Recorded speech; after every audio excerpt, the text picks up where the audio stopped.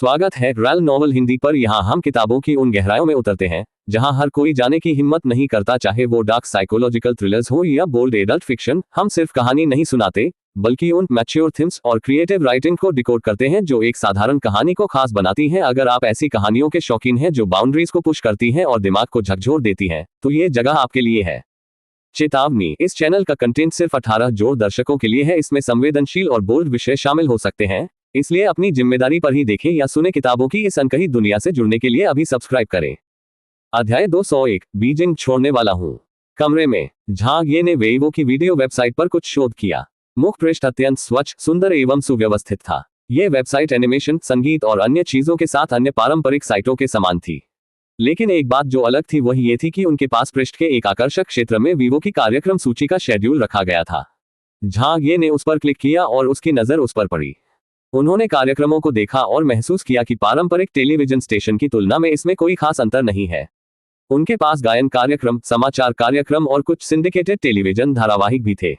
अंतर यह था कि उत्पादन मूल्य सस्ता था। आखिरकार फंडिंग की तुलना किसी टेलीविजन स्टेशन से नहीं की जा सकती, इसलिए कार्यक्रम के उपकरण और सेटअप का भी बलिदान दिया गया। समाचार रिपोर्ट 110,000 बार देखा गया। माई म्यूजिक पीरियड एपिसोड 124 80,000 बार देखा गया। सेलिब्रिटी साक्षात्कार एपिसोड 69 7113,000 बार देखा गया। दृश्य दयनीय थे और अधिक कार्यक्रम नहीं थे। अधिकांश कार्यक्रमों को केवल दसियों हजार या सैकड़ों हजार के आसपास ही देखा गया। लेकिन वीवो वेब टीवी के स्टार कार्यक्रम सेलिब्रिटी इंटरव्यू जैसा एक और चरम भी था। नवीनतम एपिसोड को 7 मिलियन से अधिक बार देखा गया। यहां तक कि झांग ये जैसे व्यक्ति के लिए भी, जिसकी कविताओं की व्यू रेट कई मिलियन थी, हैरान था। उन्होंने समझा कि उनकी कविताओं के लिए देखने की दर इस तथ्य से थोड़ी बढ़ गई थी कि जो कोई भी इसे देखेगा वह एक दृश्य के रूप में पंजीकृत होगा। हो सकता है उन्होंने इसे न पढ़ा हो और न ही पसंद किया हो, लेकिन इतने सारे एपिसोड वाले सेलिब्रिटी इंटरव्यू जैसे कार्यक्रम के लिए ये संख्याएं असली सौदा थी। यह इतना लोकप्रिय क्यों था? झांग ये ने देखने के लिए उस पर क्लिक किया। यह एक ऐसा कार्यक्रम था जो साप्ताहिक प्रसारित होता था। इसे हमेशा सप्ताहांत में प्रसारित किया जाता था और हर एपिसोड में मेहमान होते थे जो आमतौर पर विदेशी होते थे। Doyle, Fries, David Charter. Zhang ये उनमें से किसी को नहीं जानता था, इसलिए उसने उनके नाम कॉपी किए और ऑनलाइन खोज की। खोज परिणामों से वह चौंक गया। ये सभी लोग अमेरिका और यूरोप की मशहूर हस्तियां थीं। एस लिस्टर्स से बी लिस्टर्स तक।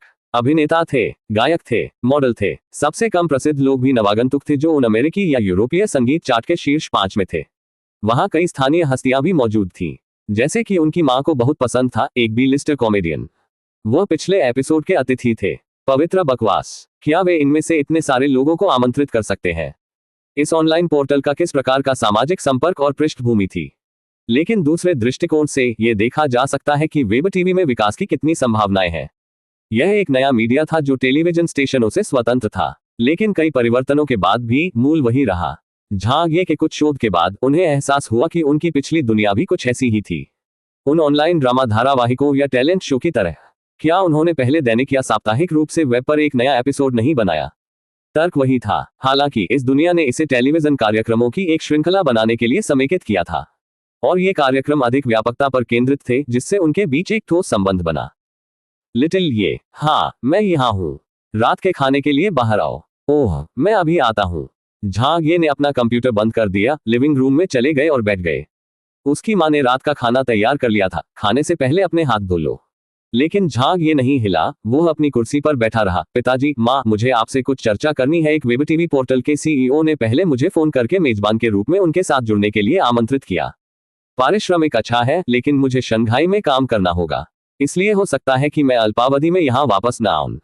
उसकी माँ ने चिल्लाकर कहा, तुम्हारे पास अब कोई नौकरी है। वो कितना अच्छा है। आगे बढ़ो, आगे बढ़ो। हर कोई आपके बारे में चिंतित है। तुम्हारे पिताजी और मैं तुम्हें याद नहीं करेंगे। झांग ये, उनके पिता ने कहा, तुम्हारा करियर अधिक महत्वपूर्ण है, आप स्वयं निर्णय ले सकते हैं। झांग ये ने कहा, जरूर, अगर आपको कोई आपत्ति नहीं है तो मैं जाऊंगा। आगे बढ़ो, आगे बढ़ो। वेब टीवी हाल के वर्षों में उभर रहा है। मैंने सुना है कि यदि आप एक वेब टीवी होस्ट के रूप में अच्छा प्रदर्शन करते हैं तो आपकी प्रसिद्धि एक पारंपरिक टेलीविजन होस्ट से भी अधिक होगी। उसकी माँ को थोड़ा बहुत पता था। यह सच था। क्या गाओ जियासोंग अपनी पिछली दुनिया में भी इसी तरह से नहीं उभरा था? झांग ये शांत थे। अगर यह काम करता है तो ऐसा होगा, लेकिन जोखिम भी अधिक है। वेब टीवी अलग दिखने के लिए अच्छा मंच नहीं है।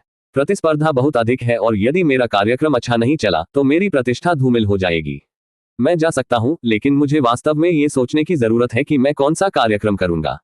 करने के लिए एक प्रोग्राम चुनना आसान था। लेक्चर रूम जैसे शो को उनकी पिछली दुनिया में आजमाया और परखा गया था।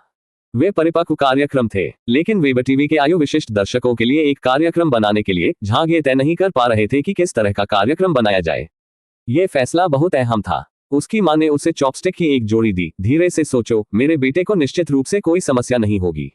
रात के खाने के बाद झांग ये ने विक्टोरिया को फोन करके उनके साथ जुड़ने के अपने फैसले की जानकारी दी। फोन रखने के तुरंत बाद एक पुरुष कर्मचारी ने उनसे संपर्क किया और बताया कि कल के लिए हवाई जहाज का टिकट बुक किया गया है। उन्होंने पूछा कि क्या समय को लेकर कोई समस्या है, यदि ऐसा है तो वह आवश्यक बदलाव करेंगे। झांग ये थोड़ा झिझका और फैसला किया कि वह कल जाएगा, क्योंकि वह पहले से ही बहुत देर तक बेकार बैठा रहा था। उसकी मां ने आश्चर्य से कहा, कल ही जा रहे हो? झांग ये ने सिर हिलाया। ऐसा लगता है जैसे वे इस बारे में बहुत जरूरी है। मुझे लगता है कि उन्हें जल्दी से एक कार्यक्रम शुरू करने की जरूरत है, इसलिए वे चाहते हैं कि मैं मदद के लिए जल्दी पहुंचूं। तो फिर जल्दी से अपना सामान पैक कर लो, उसकी मां ने आग्रह किया। झांग ये हंसना या रोना नहीं जानती थी। मां, कम से कम मुझे यहां रखने की कोशिश करो, उनकी मां ने तार्किक रूप से समझाया। एक सेलिब्रिटी की मां होने के नाते मुझे समझदार होना होगा। बेटा, मां समझती है, जल्दी जाओ और ए लिस्टर बन जाओ ताकि मैं जाकर लोगों को दिखा सकूं। उनके पिता ने कहा, जब तुम्हारे पास समय हो तो वापस आ जाना, हवाई जहाज या ट्रेन से ज्यादा दूर नहीं है। जरूर, अगर मैं आजाद हुआ तो घर आऊंगा। झांग ये ने अपने माता पिता को विदाई दी और नीचे चले गए। कार में झांग ये ने झांग युवानकी को संदेश भेजने के लिए अपना फोन निकालने से पहले एक पल के लिए सोचा, मैं कुछ समय के लिए शंघाई में अपना करियर विकसित करने जा रहा हूं। मैं अल्पावधि के लिए घर पर नहीं रहूंगा। अतीत में झांग युवानकी कभी भी झांग ये के संदेशों का जवाब नहीं देता था, लेकिन आज वह एक प्राप्त करके आश्चर्यचकित रह गया। यह सिर्फ एक शब्द में उत्तर था, ठीक है। झांग ये को डर था कि स्वर्गीय रानी उसके अपार्टमेंट में आएगी, इसलिए उसने सोचा कि उसे सूचित करना अच्छा होगा। अपना फोन एक तरफ रखकर वह सीधे जियाओमिन के लिए निकल गया। जिले में चांद निकल आया था, आसमान में धुंध छाई हुई थी। अपने किराए के अपार्टमेंट में वापस आकर झांग ये ने अपना सामान पैक करना शुरू कर दिया। उसने अपने कपड़े और मोजे पहन लिए। उसने पैकिंग पूरी कर ली और उसके पास 2 बड़े सामान थे। दीवार पर लगी घड़ी देखी तो लगभग रात के 9 बज रहे थे। अंगूठी, अंगूठी, अंगूठी, कुछ कॉलें जुड़ी हुई थी। पहला फोन उसकी सबसे छोटी चचेरी बहन का आया। भाई, मैंने सुना है कि आप शंघाई जा रहे हैं। क्या आपने सामान पैक कर लिया है? क्या आपको सामान पैक करने में मेरी मदद की जरूरत है? झांग ये खुश हुए और कहा, कोई जरूरत नहीं, मैंने पैकिंग पूरी कर ली है। सबसे बड़ी युवा बहन ने देखभाल करते हुए कहा, तो कृपया एक सुरक्षित यात्रा करें। अगर मेरे पास समय होगा तो मैं आपसे मिलने आऊंगी। दूसरी कॉल सबसे छोटी बहन की थी। भाई, हे कृपया बिना किसी चिंता के चले जाओ, जैसा कि आप किसी मृत व्यक्ति से कहते हैं। झांग ये नाराज हो गए और कहा, यह अच्छी बात क्यों नहीं लगती? वैसे भी जब तुम वापस आओ तो मेरे लिए एक उपहार लाना याद रखना। जब मैं अवकाश पर होता हूं तो मैं आपसे मिलने आ सकता हूं। तुम्हें मेरे रहने खाने का ख्याल रखना होगा, उसके छोटे चचेरे भाई ने बिगड़ते हुए कहा। ठीक है, ठीक है, ठीक है। अपने पापा और मम्मी को भी बताओ। मेरे पिताजी और माँ पहले से ही जानते हैं, वे आपके करियर के लिए शुभकामनाएं देते हैं। अपने परिवार के कुछ कॉलों के बाद झांग ये ने भी उन्हें अलविदा कहा। उसके बाद उसने मुड़कर थोड़ी दूरी पर मकान मालकिन के अपार्टमेंट की ओर देखा। वह जल्द ही जाने वाला था, इसलिए उसे मकान मालकिन को सूचित करना ही था। अगर कोई ऐसी चीज थी जिसे वह मिस करता था तो यही वह जगह थी जिसे वह सबसे ज्यादा मिस करता था। आखिरकार ये पहली जगह थी जहां वह स्नातक स्तर की पढ़ाई के बाद स्वतंत्र रूप से रहते थे। उनका करियर भी यहीं से विकसित हुआ, इसलिए इस जगह को लेकर उनके मन में कई भावनाएं थी। बेशक इसका मुख्य कारण राव एमीन के लिए उनकी भावनाएं थी। दरवाजा अध खुला था। लिफ्ट की आवाज आए और गलियारे से कदमों की आवाज साफ सुनाई दे रही थी। झांग ये ने पीछे मुड़कर देखा और मकान मालकिन की परछाई को उसके थोड़े से खुले दरवाजे से गुजरते हुए देखा। वह उसका चेहरा नहीं देख सका, लेकिन वह व्यायाम पोशाक बहुत परिचित थी। इसके अलावा एकमात्र व्यक्ति जो इस समय प्रशिक्षण और व्यायाम के लिए बाहर जाता था वह राव एमिन था। झांग ये ने अपना सामान नीचे रखा, बाहर गया और उसके पीछे जाने से पहले दरवाजा बंद कर दिया। मकान मालकिन आंटी, झांग ये ने उसके पीछे से कहा। राव एमिन ने पलट कर देखा। तुम क्या चाहते हो? झांग ये को भावनात्मक रूप से दुख हुआ और उन्होंने खांसते हुए कहा, कुछ तो बात है। अगर यह पैसे उधार लेने के बारे में नहीं है तो आए। राव एमिन ने अपनी चाबियों से दरवाजा खोला और उस पर एक नजर डाली। लेकिन अगर तुम पैसे उधार लेने की सोच रहे हो तो जहां तक संभव हो दूर चले जाओ। आइया, क्या उधार लेना? झांग ये ने अपार्टमेंट में प्रवेश किया। चेन कहाँ है? राव एमिन बाथरूम की ओर मुड़ी और अपना पसीना पोंछने के लिए एक तौलिया ले लिया। शरद ऋतु का दौरा, स्कूल ने उपनगरों की यात्रा का आयोजन किया, 2 दिन और 1 रात। वह कल ही वापस आएगी। वहां सिर्फ हम दोनों हैं, एक पुरुष और एक महिला, अकेले। झांगिए ने अपनी लार निगल ली और राव एमिन के स्वस्थ शरीर पर एक नजर डाली। वह खेल पोशाक उसके शरीर पर बहुत फिट बैठ रही थी। इसमें उसके शरीर की आकृतियां स्पष्ट रूप से रेखांकित थीं। राव एमिन ने उसकी ओर देखा। तुम्हें जो कहना है कह दो, मुझे अभी भी स्नान करना है। झांगिए ने कहा, मैं कल शंघाई के लिए रवाना हो रहा हूं। यह 1 या 2 महीने के लिए हो सकता है। किसी भी स्थिति में मैं अल्पावधि में वापस नहीं आऊंगा। मुझे वहां वेब टीवी होस्ट के रूप में एक नई नौकरी मिली। कृपया इस अपार्टमेंट को वैसे ही छोड़ दें, मैं किराया देना जारी रखूंगा। मैं बस आपको और चेन को अलविदा कहने के लिए आना चाहता था। राव एमिन ने खुशी से कहा, अभी भी ऐसे टेलीविजन स्टेशन है जो आपको काम पर रखना चाहते हैं। यह एक वेब टीवी स्टेशन है, पारंपरिक प्रकार नहीं। झांगिए ने उत्तर दिया, ओह, जब तक यह एक नौकरी है। ठीक है, अभी स्क्रैम करो। राव एमिन का लहजा उनकी मां के समान था। ऐसा लगा जैसे वे उसके जाने का इंतजार नहीं कर सकते। झांगिए का दिल टूट गया। मैं अलग होना बर्दाश्त नहीं कर सकता। तुम्हें देखो, तुमने मुझे भावनात्मक रूप से आहत किया है। इतना कहकर वह गुंडागर्दी करने लगा और उसके सोफे पर बैठ गया। मैं आज रात नहीं जा रहा हूं। बिल्कुल नहीं। राव एमिन ने अपनी आंखें सिकोड़ ली और कहा, हुर हुर, तो क्या मैं तुम्हें बाहर फेंक दूं? आगे बढ़ो, मैं किसी भी हालत में यहीं सोऊंगा। झांगिए अपने पैर ऊपर करके लेट गया, परंतु राव एमिन सचमुच उसकी ओर आए।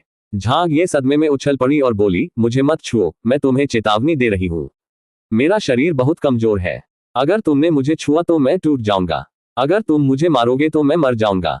बीजिंग में यह उनकी आखिरी रात थी। उन्हें उम्मीद थी कि उनके और राव एमिन के बीच कुछ होगा, इसलिए उन्होंने वहीं रुकने पर जोर दिया। अध्याय 202, अत्यधिक साहस। बाहर झींगुर चहचहा रहे थे। अपार्टमेंट से चीख निकली। यह अमावस की रात थी। अయ్यो, जाने दो, जाने दो। ये वास्तव में दर्दनाक है। तुम्हारे जैसा बदमाश अब और भी साहसी होता जा रहा है। बिल्कुल नहीं, नहीं, मैं जल्द ही जा रहा हूं। Tonight is the last night, so I will definitely miss this place. You rented me the place when I graduated and even took care of my meals. The care you showed me fills my heart with gratitude. इसे वापस करने का मेरे पास कोई रास्ता नहीं है, इसलिए मैं आपसे रात भर बातें करना चाहता हूँ। मुझे कोई अंदाजा नहीं है कि मैं कब वापस आऊंगा। जब हम बातें करते हैं तो तुम मेरी बांह क्यों मरोड़ते हो? आप बस चैट करना चाहते थे। बेशक, बस एक बातचीत। तो अब कहो, आपकी बहन राव सुन रही है। पहले मुझे जाने दो, मैं इस स्थिति में कैसे बात कर सकता हूँ। राव एमन took off her knee from his body and her hands loosened its grip from his elbow. Zhang Ye actually wanted to try her hand, but he was unable to use his taiji fist. His taekwondo skills were insufficient, so he ended up being restrained by the landlady with his face to the sofa. उसका हाथ लगभग टूट गया।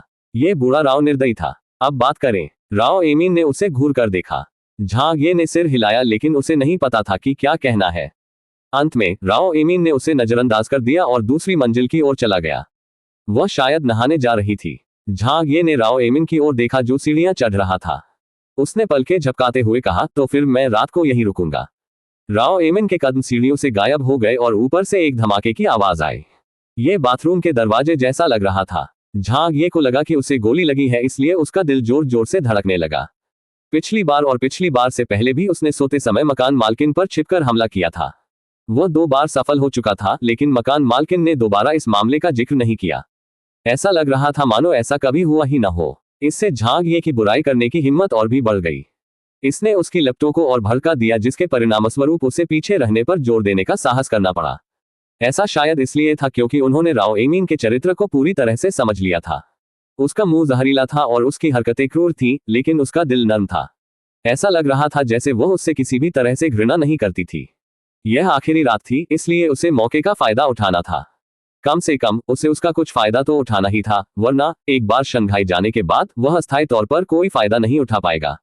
झांगिए ने अपना सामान pack करते समय बहुत पसीना बहाया था, इसलिए वह उठा और पहली मंजिल के बाथरूम में चला गया। नहाने की तैयारी में उसने अपने कपड़े उतार दिए।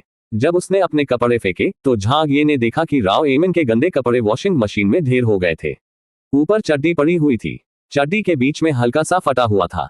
नीचे 2 पैंटी थी। वे श्वेत और नग्न रंग के थे।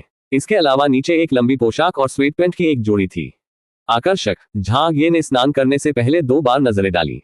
हुआ। उसने अपने बाल धोए, शरीर पर साबुन लगाया और खुद को साफ किया।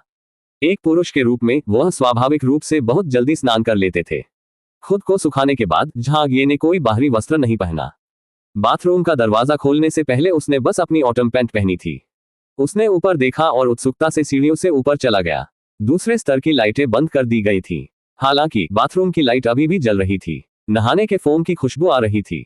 बहते पानी की आवाज भी आ रही थी। स्पष्ट रूप से राव एमिन ने स्नान नहीं किया था, हालांकि वह शायद लगभग पूरी हो चुकी थी।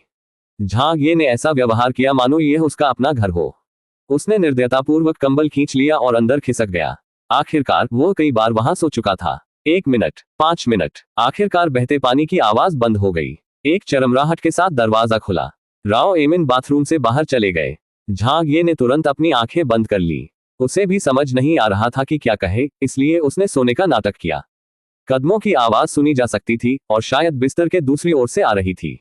चरम अलमारी खुलने की आवाज आ रही थी। तभी कपड़ों के इधर उधर बिखरने की आवाजें आने लगी। मकान मालकिन शायद पहनने के लिए कुछ खोज रही होगी। अलमारी का दरवाजा बंद होने के कुछ सेकंड बाद बिस्तर पर कुछ गिरने की हल्की आवाज सुनाई दी। ऐसा लगा मानो उसने कपड़े का एक टुकड़ा उतार दिया हो। वजन और एहसास से ऐसा लग रहा था जैसे कोई ब्रा बिस्तर पर गिर रही हो। इसके तुरंत बाद बिस्तर चरमराने लगा। स्पष्टतः एक व्यक्ति उस पर बैठा था। फिर एक सुगंधित शरीर के प्रवेश करते ही झांग ये पर कंबल हट गया। उसने केवल मकान मालकिन को ये कहते हुए सुना, क्या तुमने जाने से पहले नहीं कहा था कि तुम बातचीत करना चाहती हो? कहो, तुम किस बारे में बातचीत करना चाहती हो? ठीक है। झांग ये अब सोने का नाटक नहीं कर सकती थी। वह घूमा और राव एमिन का सामना किया। उसने सबसे पहले उसके शरीर को देखा। उसने सफेद स्नान वस्त्र पहना हुआ था। हालांकि लाइटें बंद थीं, फिर भी वह गहरी खाई को देखने के लिए चांद की रोशनी का उपयोग कर सकता था। यह तो जानना ही था कि राव एमिन औंधे मुंह लेटे हुए हैं। इससे कोई फर्क नहीं पड़ता कि किसी महिला के स्तन कितने बड़े थे, सपाट लेटने पर वे सिकुड़ जाते थे। जब तक कोई सपोर्ट ब्रा नहीं पहनता, मांस ऐसे डूब जाता है मानो उसे शरीर द्वारा खाया जा रहा हो। हालांकि ये स्पष्ट था कि मकान मालकिन ने बाथरूम के नीचे ब्रा नहीं पहनी थी।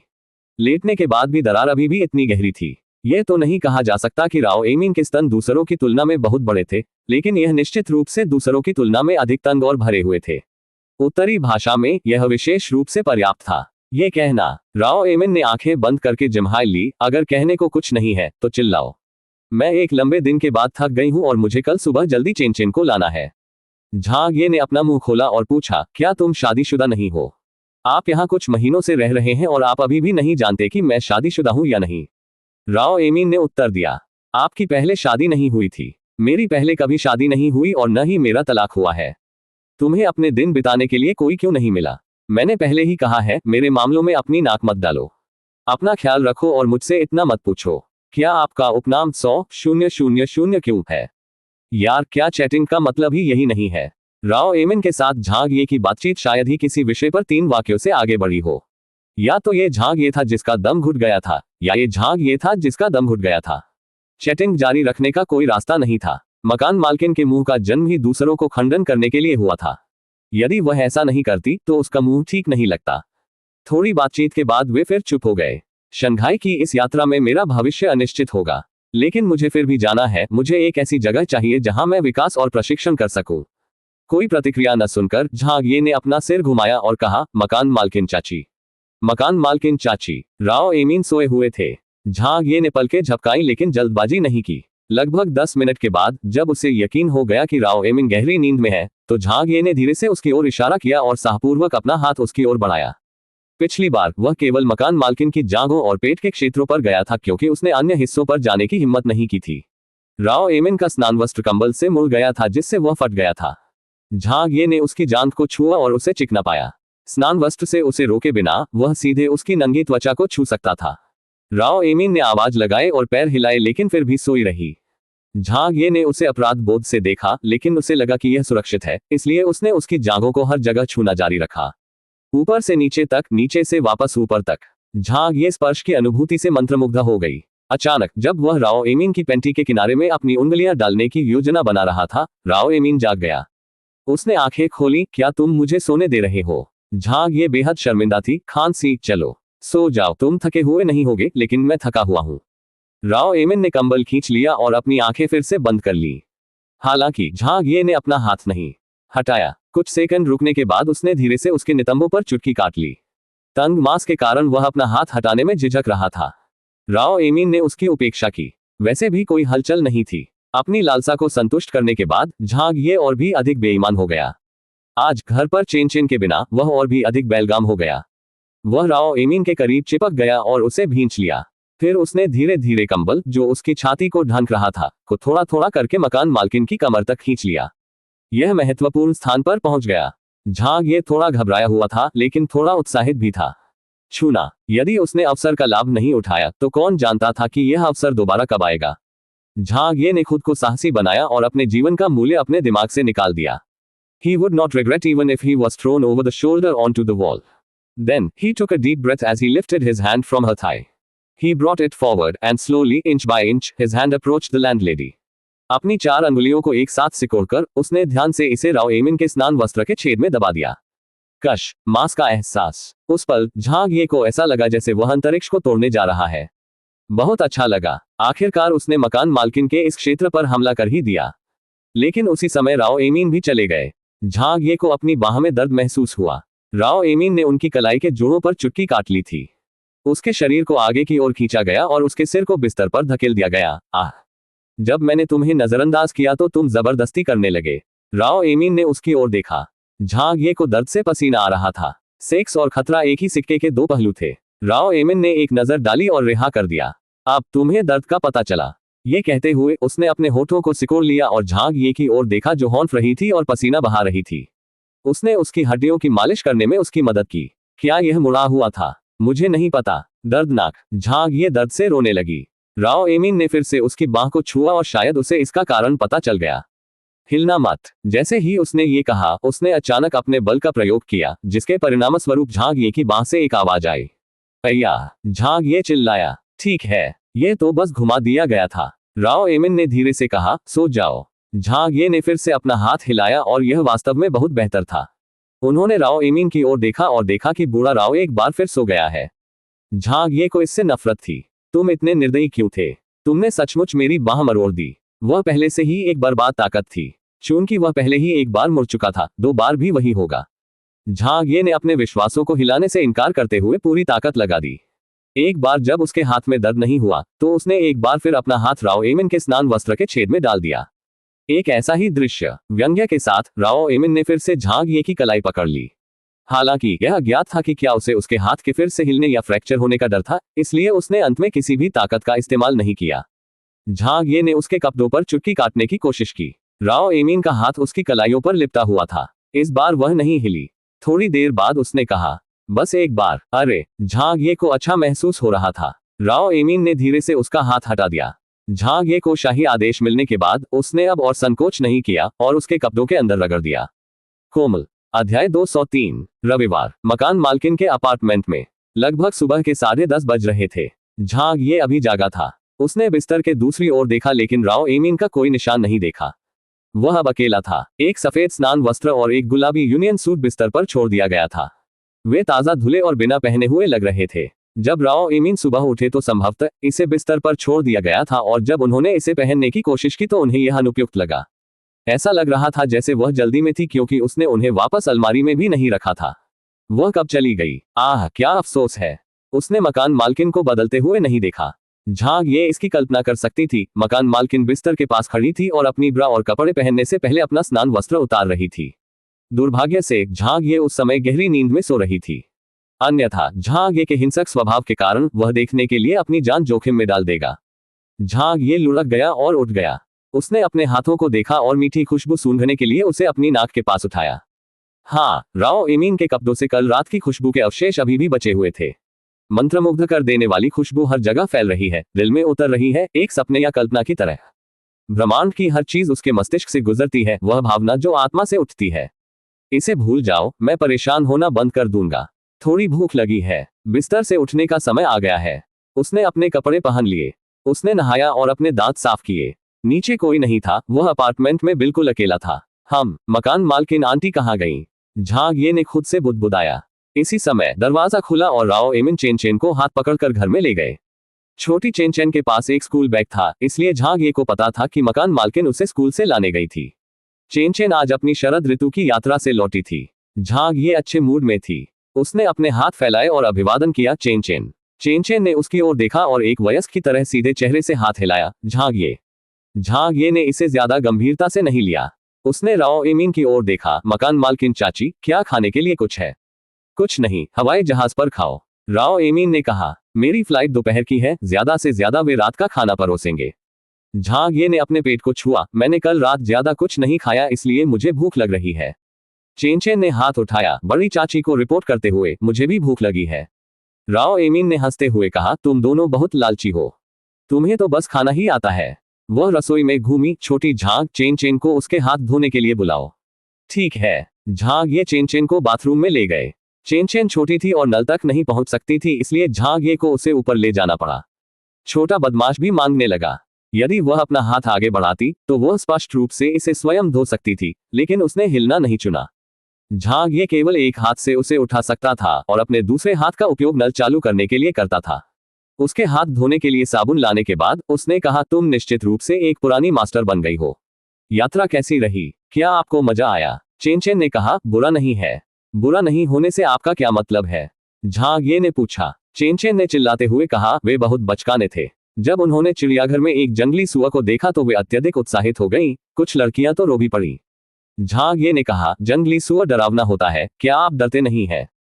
चेनचेन ने कहा, हम एक टूर बस में थे और सुरक्षात्मक जंगले थे। जंगली सुअर अंदर नहीं जा सकते थे। इसके अलावा जब मैं 5 साल का था तो मेरी माँ मुझे पहाड़ों में लंबी पैदल यात्रा के लिए ले गई। वो मुझे ले गई और जंगली सुअर को मारने के लिए केवल एक हाथ का इस्तेमाल किया, तो डरने की क्या बात है। जब मैं 6 साल का था, मेरी चाची मुझे खेलने के लिए ग्रामीण इलाकों में ले आई। हम 7 या 8 भेड़ियों से घिरे हुए थे, लेकिन मेरी चाची वहीं खड़ी रही और उन्हें देखती रही। भेड़ियों ने हमला करने की हिम्मत नहीं की और अंत में डरकर भाग गए। झांग ये को समझ नहीं आ रहा था कि हंसे या रोए। उसने मन ही मन सोचा कि इसमें कोई आश्चर्य नहीं कि उसकी अपने सहपाठियों के साथ अच्छी पड़ती नहीं थी। वह किस तरह के लोगों का परिवार था, ऐसे माहौल में पले बड़े, इसमें कोई आश्चर्य नहीं था कि लिटिल चेनचेन इस तरह बड़े हुए। खाने की मेज पर युवा और एक वृद्ध जोड़ी बैठ गई और वे रसोई की ओर चिल्लाने लगे, हम भूखे हैं। झांग ये ने बिना ऊर्जा के कहा। चेनचेन ने यह भी कहा, बड़ी चाची, क्या यह अभी तक पूरा हुआ है? अगर हमें खाना नहीं मिलेगा तो हम बेहोश हो जाएंगे। झांग ये ने पुकारा। चेनचेन ने अपनी चॉपस्टिक ली और उन्हें कटोरे पर मारा, चावल चावल चावल। ये दोनों एक दूसरे को लहर दर लहर प्रेरित कर रहे थे। जैसे ही राव एमीन एप्रन पहनकर बाहर निकले, रसोई का दरवाजा खुला और बोले, मुझे कौन जल्दी कर रहा है? ठीक से बैठ जाओ, तुमने मेरी मदद भी नहीं की, तुम्हें तो बस खाना ही आता है। नस, मुझे परेशान करते रहो और किसी को खाने को नहीं मिलेगा। मेजबान के नाराज होते ही दोनों ने तुरंत अपना मुंह बंद कर लिया। लगभग 10 मिनट बाद व्यंजन परोस दिए गए और चावल भी तैयार हो गए। झांग ये ने भूखे बाघ की तरह अपनी चॉपस्टिक से खाना खाया, जबकि चेनचेन ने भी उससे छीनने की कोशिश की। युवा और बुजुर्ग जोड़ी ने बिना किसी टेबल मैनर्स के अपना भोजन झटक कर निगल लिया। राव एमिन ने झांग ये की ओर देखा, चेनचेन आपसे सारी बुरी चीजें सीख रहा है। चेनचेन भोजन करते समय इस तरह का व्यवहार नहीं करते थे। वह हमेशा एक महिला की तरह शांत रहती थी, खाना खाती थी, धीरे धीरे अपना खाना चबाती थी। लेकिन झांग ये के नेतृत्व करने के साथ चेनचेन भी उनके पीछे चल पड़े। ऐसा लग रहा था मानो वे प्रतिस्पर्धा कर रहे हों कि कौन तेजी से खा सकता है। इससे यह देखा जा सकता है कि भले ही चेनचेन अपनी उम्र के हिसाब से परिपक्व हो गई थी, फिर भी उसका व्यवहार बच्चों जैसा था। भोजन के बाद झांग ये ने भरपेट खाना खाया। किसी को खाना खिलाने और गर्माहट देने से उसकी यौन इच्छाएं जाग उठी। वह राव एमीन के समान ही बैठा हुआ था। चेनचेन उनके सामने बैठा था। जैसे झांग ये ने चुपके से अपना हाथ ऊपर कर दिया। घर आने के बाद राव एमीन ने अपने कपड़े नहीं बदले। वह तुरंत खाना बनाने के लिए रसोई में चली गई थी। उसने अब पुराने जमाने की लंबी स्कर्ट और टॉप पहना हुआ था जो उसके शरीर पर बहुत सूट कर रहा था। लंबी स्कर्ट उसकी पिंडलियों तक पहुंची। यह उस प्रकार का था जो थोड़ा अधिक फूलदार था। झांग ये ने अपना हाथ अलग करते हुए स्कर्ट से मकान मालकिन की जांघ को छुआ। हालांकि राव एमिन ने उनसे कहा था कि उन्हें कल केवल एक बार अनुमति दी गई थी, झांग ये ने स्वाभाविक रूप से उनके शब्दों को गंभीरता से नहीं लिया। चेनचेन देख नहीं सकी क्योंकि वह अपना पेट पकड़कर डकार ले रही थी। राव एमिन की भौहें टिक गई। छोटी झांग, जाओ बर्तन धो लो। थोड़ी देर में, मैं इसे थोड़ी देर में धो दूंगा। मेरा पेट बहुत भर गया है और मुझे आराम करने की जरूरत है। झांग ये नहीं गई और उसके पैर को छूती रही। यह एहसास मांस के साथ सीधे संपर्क में नहीं बल्कि स्कर्ट के माध्यम से समान था।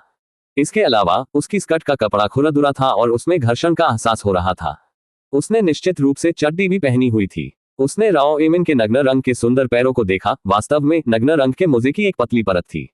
झांग ये उत्तेजित हो गया क्योंकि उसने साहपूर्वक उसकी स्कर्ट को थोड़ा थोड़ा करके ऊपर खींच लिया, जिससे उसके सुंदर पैर दिखाई देने लगे जो मोजे से ढके हुए थे। आखिरकार स्कर्ट उसके घुटनों तक पहुंच गई। तभी झांग ये ने जाने दिया और सीधे स्टॉकिंग्स को छू लिया।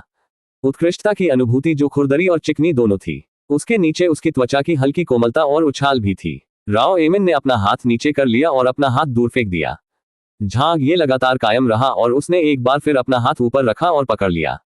चेन चेन ने कहा, झांग ये थोड़ी देर में मेरा होमवर्क करने में मेरी मदद करो। यह अपने आप करो। राव एमिन का ध्यान भटक गया और उसने चेन चेन को डांटते हुए कहा, आप अपना होमवर्क किसी और से कैसे करवा सकती है? क्या आप भविष्य में बेकार रहना चाहते हैं? चेन चेन ने अनिच्छा से कहा, ठीक है, मैं भी आपकी कोई मदद नहीं कर सकता। आपके अंकल झांग आज शंघाई के लिए रवाना हो रहे हैं। झांग ये ने कहा। चेन चेन ने कहा, ओह, तुम क्यों जा रहे हो? झांग ये ने कहा, काम के लिए। इस भाई को जीवन यापन के लिए पैसा कमाने की जरूरत है। मैं आपके जैसा नहीं हूं, दुनिया की परवाह किए बिना हर दिन खुशी खुशी स्कूल जाता हूं।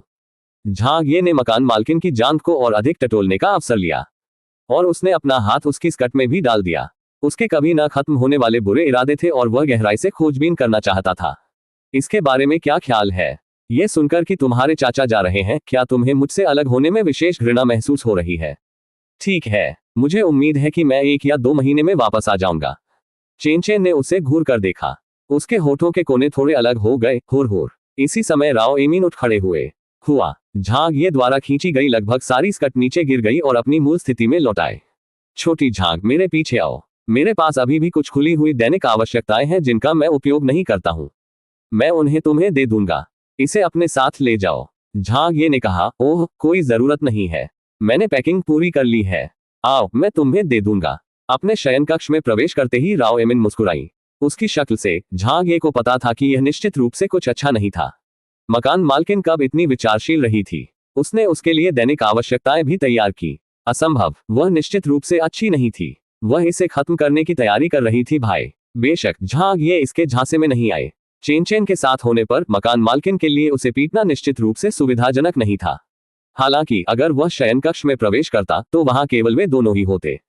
तो फिर झांग ये कैसे अच्छी स्थिति में आ सकती है? नहीं नहीं, वास्तव में इसकी कोई जरूरत नहीं है। बेहतर होगा कि मैं जाकर बर्तन धो लूं। झांग ये को दोषी महसूस हुआ और उसने तुरंत प्लेटें और चॉपस्टिक साफ कर दी। वह उन्हें रसोई में ले आया और धोने लगा। खत्म होने के बाद झांग ये बाहर आई। मकान मालकिन आंटी, चेन चेन मैं जा रही हूँ। हवाई अड्डे जाने का समय हो गया है। राव एमिन फिर आए। ठीक है, मैं तुम्हें भेजूंगा। झांग ये ने जल्दी से अपना हाथ उठाया। कृपया रुके रुके, मैं आपको परेशान करने की हिम्मत नहीं करूंगा। कोई जरूरत नहीं है, कोई जरूरत नहीं है। मैं आसानी से 2 सामान बैग खुद ले जा सकता हूँ। आप चेन चेन को घर पर अकेले नहीं छोड़ सकते। अगर कुछ और चोर फिर से आ जाए तो क्या होगा? तो तुम मत जाओ, मैं जा रहा हूँ। वह जल्दी से दरवाजे से बाहर चला गया और फिर दरवाजा बंद करने से पहले उन्हें आखिरी बार हाथ हिलाया। तभी झांग ये ने राहत की सांस ली। वह करीब था। अगर उसके जाने से ठीक पहले उसे मकान मालकिन द्वारा पीटा जाना था तो वह गूंगा होगा। घर लौटकर उन्होंने उस स्थान पर अंतिम नजर डाली जहां वे पिछले कुछ महीनों से रह रहे थे। उसने एक उदासीन मुस्कान दी और पलट गया। फिर उसने सामान के 2 बैग खींचे जिनकी पैकिंग उसने पहले ही नीचे कर ली थी। पिछली रात से आज तक मकान मालकिन के घर में बनी खूबसूरत यादों से झांग ये बहुत अच्छा महसूस कर रहा था। उनके मन में जाने को लेकर कोई निराशाजनक भावना नहीं थी। क्या ये शिक्षक झांग नहीं है? एक महिला कॉलेज छात्रा जो किराए पर रहती थी, कूड़ा फेंकने के लिए बाहर आई थी। वह झांग ये को देखकर दंग रह गई। वे सामान बैग है। उसका प्रेमी भी बाहर आया। शिक्षक झांग, क्या आप व्यवसाय के लिए दूर जा रहे हैं या मौज मस्ती के लिए? जिस क्षण झांग ये प्रसिद्ध हो गया, मकान मालकिन की संपत्ति के सभी किराएदारों को पता चल गया कि एक सेलिब्रिटी यहां रह रहा है। झांग ये भी उन्हें जानते थे। वह सदैव उनका अभिनंदन करते थे। झांग ये मुस्कुराए। मैं काम के लिए शंघाई जा रहा हूँ। आप बीजिंग में नहीं रहेंगे? महिला कॉलेज छात्रा ने आश्चर्य से कहा। झांग ये ने आत्मा मजाक भरे अंदाज में कहा, यहाँ कोई भी मुझे काम पर रखने की हिम्मत नहीं करता है, इसलिए मैं केवल खुद को और विकसित करने के लिए स्थान बदल सकता हूँ। पुरुष कॉलेज छात्र ने परेशान होकर कहा, ये टेलीविजन स्टेशनों का समूह है जिनके पास कोई दूरदर्शिता नहीं है। चिंता मत करो शिक्षक झांग, हम निश्चित रूप से आपका समर्थन करेंगे। इस बार आपके लिए सब कुछ निश्चित रूप से सुचारू रूप से चलेगा। झांग ये ने कहा, ठीक है, फिर मैं आपके आशीर्वाद पर भरोसा करूंगा। शायद आवाजों के कारण कुछ निवासी भी बाहर आ गए। वहां जवान और बूढ़े दोनों तरह के लोग थे। झांग ये ने उनमें से प्रत्येक को विदाई दी। ये बहुत प्यारे पड़ोसियों का एक समूह था। उनमें से कई को झांग ये का काम विशेष रूप से पसंद नहीं था, लेकिन जब भी वे उसे देखते वे उसकी प्रशंसा और प्रोत्साहन के शब्द कहते। उन दिनों में जब झांग ये गरीब था, उसके पास खाने के लिए कुछ भी नहीं था, ये प्यारे पड़ोसियों का एक समूह भी था जो उसे खाना भेजता था। झांग ये सुगंधित ब्रेस्ड बीफ के उस डिब्बे को कभी नहीं भूल सकते। अध्याय 204 दोपहर एयरपोर्ट। जैसे ही वह हॉल में पहुंचा उसका फोन बज उठा। ये याओ जियांकाई था। अरे लिटिल झांग, तुमने पूरी रात मेरा फोन क्यों नहीं उठाया? अरे ओल्ड याओ झांग, ये उससे बहुत परिचित था इसलिए उसने लापरवाही से उसे संबोधित किया। क्या तुमने मुझे कल फोन किया था? नमस्ते, मैंने अपना फोन घर पर छोड़ दिया और इसे अपने साथ नहीं लाया। याओ जियांकाई ने फिर कहा, आप कहाँ हैं? हवाई अड्डे पर। क्यों? झांग ये ने पूछा। फिल्म का प्री प्रोडक्शन पूरा हो चुका है और आज जश्न होना चाहिए और हर कोई दावत के लिए इकट्ठा हुआ है। अब आपके अलावा हर कोई यहाँ है। आप हवाई अड्डे पर क्या कर रहे हैं? क्या आपके पास नौकरी का नोटिस है? रहने भी दो, जब आप यहाँ पहुंचेंगे तो बात करेंगे क्योंकि यह ज्यादा दूर नहीं है। हम शुनगी में हैं। याओ जियांकाई ने फिर कहा, जल्दी करो, हर कोई तुम्हारा इंतजार कर रहा है। यदि आपने उस पर्वत पर उन भिक्षुओं को वश में नहीं किया होता तो हमारी फिल्म का फिल्मांकन अगले महीने तक जारी रहता और अन्य प्रांतों में जाकर अन्य मठों के दृश्य प्राप्त होते। हवाई जहाज से आने जाने में हमें बहुत देर हो जाती, इसलिए हम यह नहीं कह सकते कि आप उपस्थित न हो। उपनिदेशक ने आपके बारे में भी पूछा। झांग ये ने कहा, मुझे लगता है कि मुझे नहीं जाना चाहिए। दोपहर को मेरी फ्लाइट है। वह देर दोपहर का समय है। यह अभी भी जल्दी है। जल्दी यहाँ आओ, बस इतना ही। याओ जियांकाई ने फोन रख दिया। अरे, झांग ये की अभिव्यक्ति मिश्रित लग रही थी। उसने अपने चेक इन समय को देखा और बहुत समय था, इसलिए उसने उस पते पर एक टैक्सी पकड़ी जिसे और याओ ने एक टेक्स्ट संदेश के माध्यम से भेजा था। यहाँ चीयर्स शिक्षक लिटिल झांग पियो। हाँ, मैं शिक्षक झांग के साथ रहना चाहता हूँ। झांग ये, चलो एक ड्रिंक लेते हैं। मैं आपको पहले नहीं जानता था, लेकिन मैं निश्चित रूप से उस छोटे से पहाड़ पर आपको जानता था। आप निश्चित रूप से शक्तिशाली हैं। चलो पीते हैं, कोई शराब नहीं छूटनी चाहिए। हाँ हाँ, चलो हम सब एक ड्रिंक लें। आइए द ग्रेट पगिलिस्टिक वर्ल्ड के पूरा होने का जश्न मनाएं। अगर बॉक्स ऑफिस 100 मिलियन से अधिक हो जाता है तो हम फिर से एक औपचारिक उत्सव मनाएंगे। हर कोई जयकार। दोपहर, अभी दोपहर 2 बजे ही हुए हैं। हवाई अड्डे पर बहुत भीड़ थी क्योंकि चारों ओर भीड़ उमड़ रही थी। सामाजिक सभा के बाद झांग ये अंदर चल रहा था लेकिन उसकी टक्कर एक आदमी से हो गई। अय्या, झांग ये क्रोधित हो गए। तुम क्या कर रहे हो? तुम ये क्यों नहीं देख रहे कि तुम कहाँ जा रहे हो? वह आदमी ब्रांडेड कपड़े पहने हुए था और ऐसा लग रहा था जैसे वह विमान पकड़ने की जल्दी में था। उसने अधीरता से जवाब दिया, तुम मुझसे टकरा गए और तुम पहले अपराधी हो, शिकायत करना चाहते हो। झांग ये ने घूर कर कहा, एक बार फिर से दोहराओ कि कौन किससे टकराया। इसी समय उस आदमी का फोन बजा। वह घबराया हुआ लग रहा था और फिर फुसफुसाया, हाय हाय, मैं तुरंत विमान में चढ़ूंगा। मैं समझ गया। झांग ये अभी भी उससे बहस करना चाहता था, लेकिन उस आदमी के फोन काटने के बाद उसने उसे नजरअंदाज कर दिया और तुरंत बोर्डिंग गेट की ओर भाग गया। बोर्डिंग पास के लिए लाइन में लगने से पहले झांग ये ने शाप दिया कि उसके पीछे शिष्टाचार की कमी थी। शराब पीने के बाद यह आदमी अब नशे में था और उसके कदम लड़खड़ा रहे थे। उनमें शराब के प्रति सहनशीलता अधिक नहीं थी और याओ जियांकाई ने उन्हें बार बार शराब पिलाई थी, इसलिए एक के बाद एक शराब पीते गए। झांग ये अब वास्तव में नशे में थे और उनसे शराब की दुर्गंध आ रही थी। झांग ये ने एयर चाइना में अपना बोर्डिंग पास प्राप्त करने के बाद पास के ई टिकट सेवा काउंटर पर गए। उसने अपने दस्तावेज रखे और कहा, मुझे मेरा चालान दो। हवाई अड्डे के एक कर्मचारी ने उसकी ओर देखा और उस पर काम शुरू करने के लिए उसके दस्तावेज ले लिए। कृपया इसे अच्छी तरह से रखें, यह आपकी उड़ान यात्रा कार्यक्रम है। झांग ये, जो धूप का चश्मा पहने हुए थे, ने गुस्से में कहा, मुझे उड़ान यात्रा कार्यक्रम क्यों चाहिए? मुझे अपना चालान चाहिए। कर्मचारी अवाक रह गए। ये हवाई अड्डे का चालान है और इसका उपयोग प्रतिपूर्ति दावों के लिए किया जा सकता है। झांग ये ने अपने तरीके जारी रखे, वहां एक खरोंच वाला हिस्सा भी नहीं है। ये चालान जो आपने मुझे दिया है अवश्य ही नकली होगा, ठीक है? ये कैसी खरोंच? स्टाफ हक्का बक्का रह गया। झांग ये की नजर उस पर पड़ी। कोने के पास एक पतला फ्लैप होना चाहिए ताकि जब आप इसे खोलें तो आपको पता चले कि आप कितना पैसा जीतते हैं। यदि नहीं तो इसमें खेलने के लिए धन्यवाद जैसे शब्द होंगे। क्या आप ये भी नहीं जानते? क्या आप यहाँ नए हैं? स्टाफ की आंखें लगभग खाली हो गईं। भाई, वह एक रेस्तरां की रसीद है। उन्होंने उसे भाई भी कहा। सही है, अगर एक रेस्तरां में भी यह है तो इतने बड़े हवाई अड्डे पर यह क्यों नहीं है? झांग ये ने गंभीरता से कहा। स्टाफ के पास शब्द नहीं थे और उसे समझ नहीं आ रहा था कि हंसे या रोए। इतने वर्षों तक हवाई अड्डे पर काम करने के बाद यह पहली बार था जब उनकी मुलाकात ऐसे तर्कशील यात्री से हुई। आपकी बहन, क्या आप अब भी यह कहने का साहस कर रहे हैं कि मैं यहाँ नया हूँ? आपने किस हवाई अड्डे पर उड़ान यात्रा कार्यक्रम का स्क्रैच इट प्रिंट आउट देखा है? पफ, इसे खरोचो। इस काउंटर के पास मौजूद कुछ कर्मचारी यह सुनकर लगभग बेहोश हो गए। हालांकि यह झांग ये की पहली उड़ान थी, लेकिन उसके पास ऐसे सामान्य ज्ञान की कमी नहीं थी। मुख्य कारण यह था कि वह नशे में था और शराब से प्रेरित बातें कह रहा था। यह एक घरेलू छोटी दूरी की उड़ान थी, इसलिए इस छोटे विमान में प्रथम श्रेणी नहीं थी, केवल बिजनेस श्रेणी थी। जब उन्होंने बिजनेस क्लास के लोगों को अपने टिकट चेक कराने के लिए गेट की ओर जाते देखा तो झांग ये भी आगे बढ़े, लेकिन उन्हें रोक दिया गया क्योंकि वह बिजनेस क्लास में नहीं थे। घबराहट में झांग ये किसी तरह विमान में चढ़ने में कामयाब रहे और उन्हें अपनी सीट मिल गई। उसकी सीट खिड़की के पास थी, इसलिए वह खिड़की पर झुक गया और बड़बड़ाते हुए सो गया। ये स्पष्ट रूप से इकोनॉमी क्लास में था, इसलिए उन्होंने कहा, इतनी बड़ी कंपनी और फिर भी वे बिजनेस क्लास का टिकट नहीं खरीदने के लिए इतने कंजूस हैं, बहुत मतलबी हैं। हवा में यात्री बादलों के बीच से यात्रा कर रहे थे। एक अज्ञात समय बीत जाने के बाद झांग ये बेचैनी से जाग गया। उसने अपने परिवेश को अस्थिर पाया क्योंकि वे इधर उधर घूम रहे थे। विमान स्पष्ट रूप से जल्दी ही उड़ान भर चुका था। किसी ने उसका सिर धकेल दिया, तो ऐसा इसलिए था क्योंकि उसे किसी ने जगा दिया था। हे उठ जाओ, यह एक लड़की की मधुर आवाज थी। लगभग 1-2 घंटे सोने के बाद झांग ये को अचानक स्तब्धता से जागते हुए महसूस हुआ। पहली बात जो उसे याद आई वही ये थी कि वह हवाई अड्डे के हॉल में कर्मचारियों के साथ अपनी उड़ान यात्रा कार्यक्रम में खरोंच को लेकर झगड़ रहा था। झांग ये को केवल शर्मिंदगी महसूस हुई और जब उसे एहसास हुआ कि उसने अभी भी धूप का चश्मा पहना हुआ है तो उसने राहत की सांस ली। शुक्र है कि उसने धूप का चश्मा पहन रखा था, जिससे बाकी लोग उसे पहचान नहीं सके। यदि इसकी सूचना दे दी गई तो वह कैसे जीवन यापन करेगा। अरे, शराब निश्चित रूप से अच्छी चीज नहीं है। क्या मैं लेटा हूँ? इकोनॉमी क्लास की सीटें भी कम हो सकती है। जागो। जब झांग ये के सिर को फिर से धकेला जा रहा था तो लड़की की आवाज गुस्से भरी लग रही थी। आप क्या कर रहे हो? झांग ये भी क्रोधित हो गए।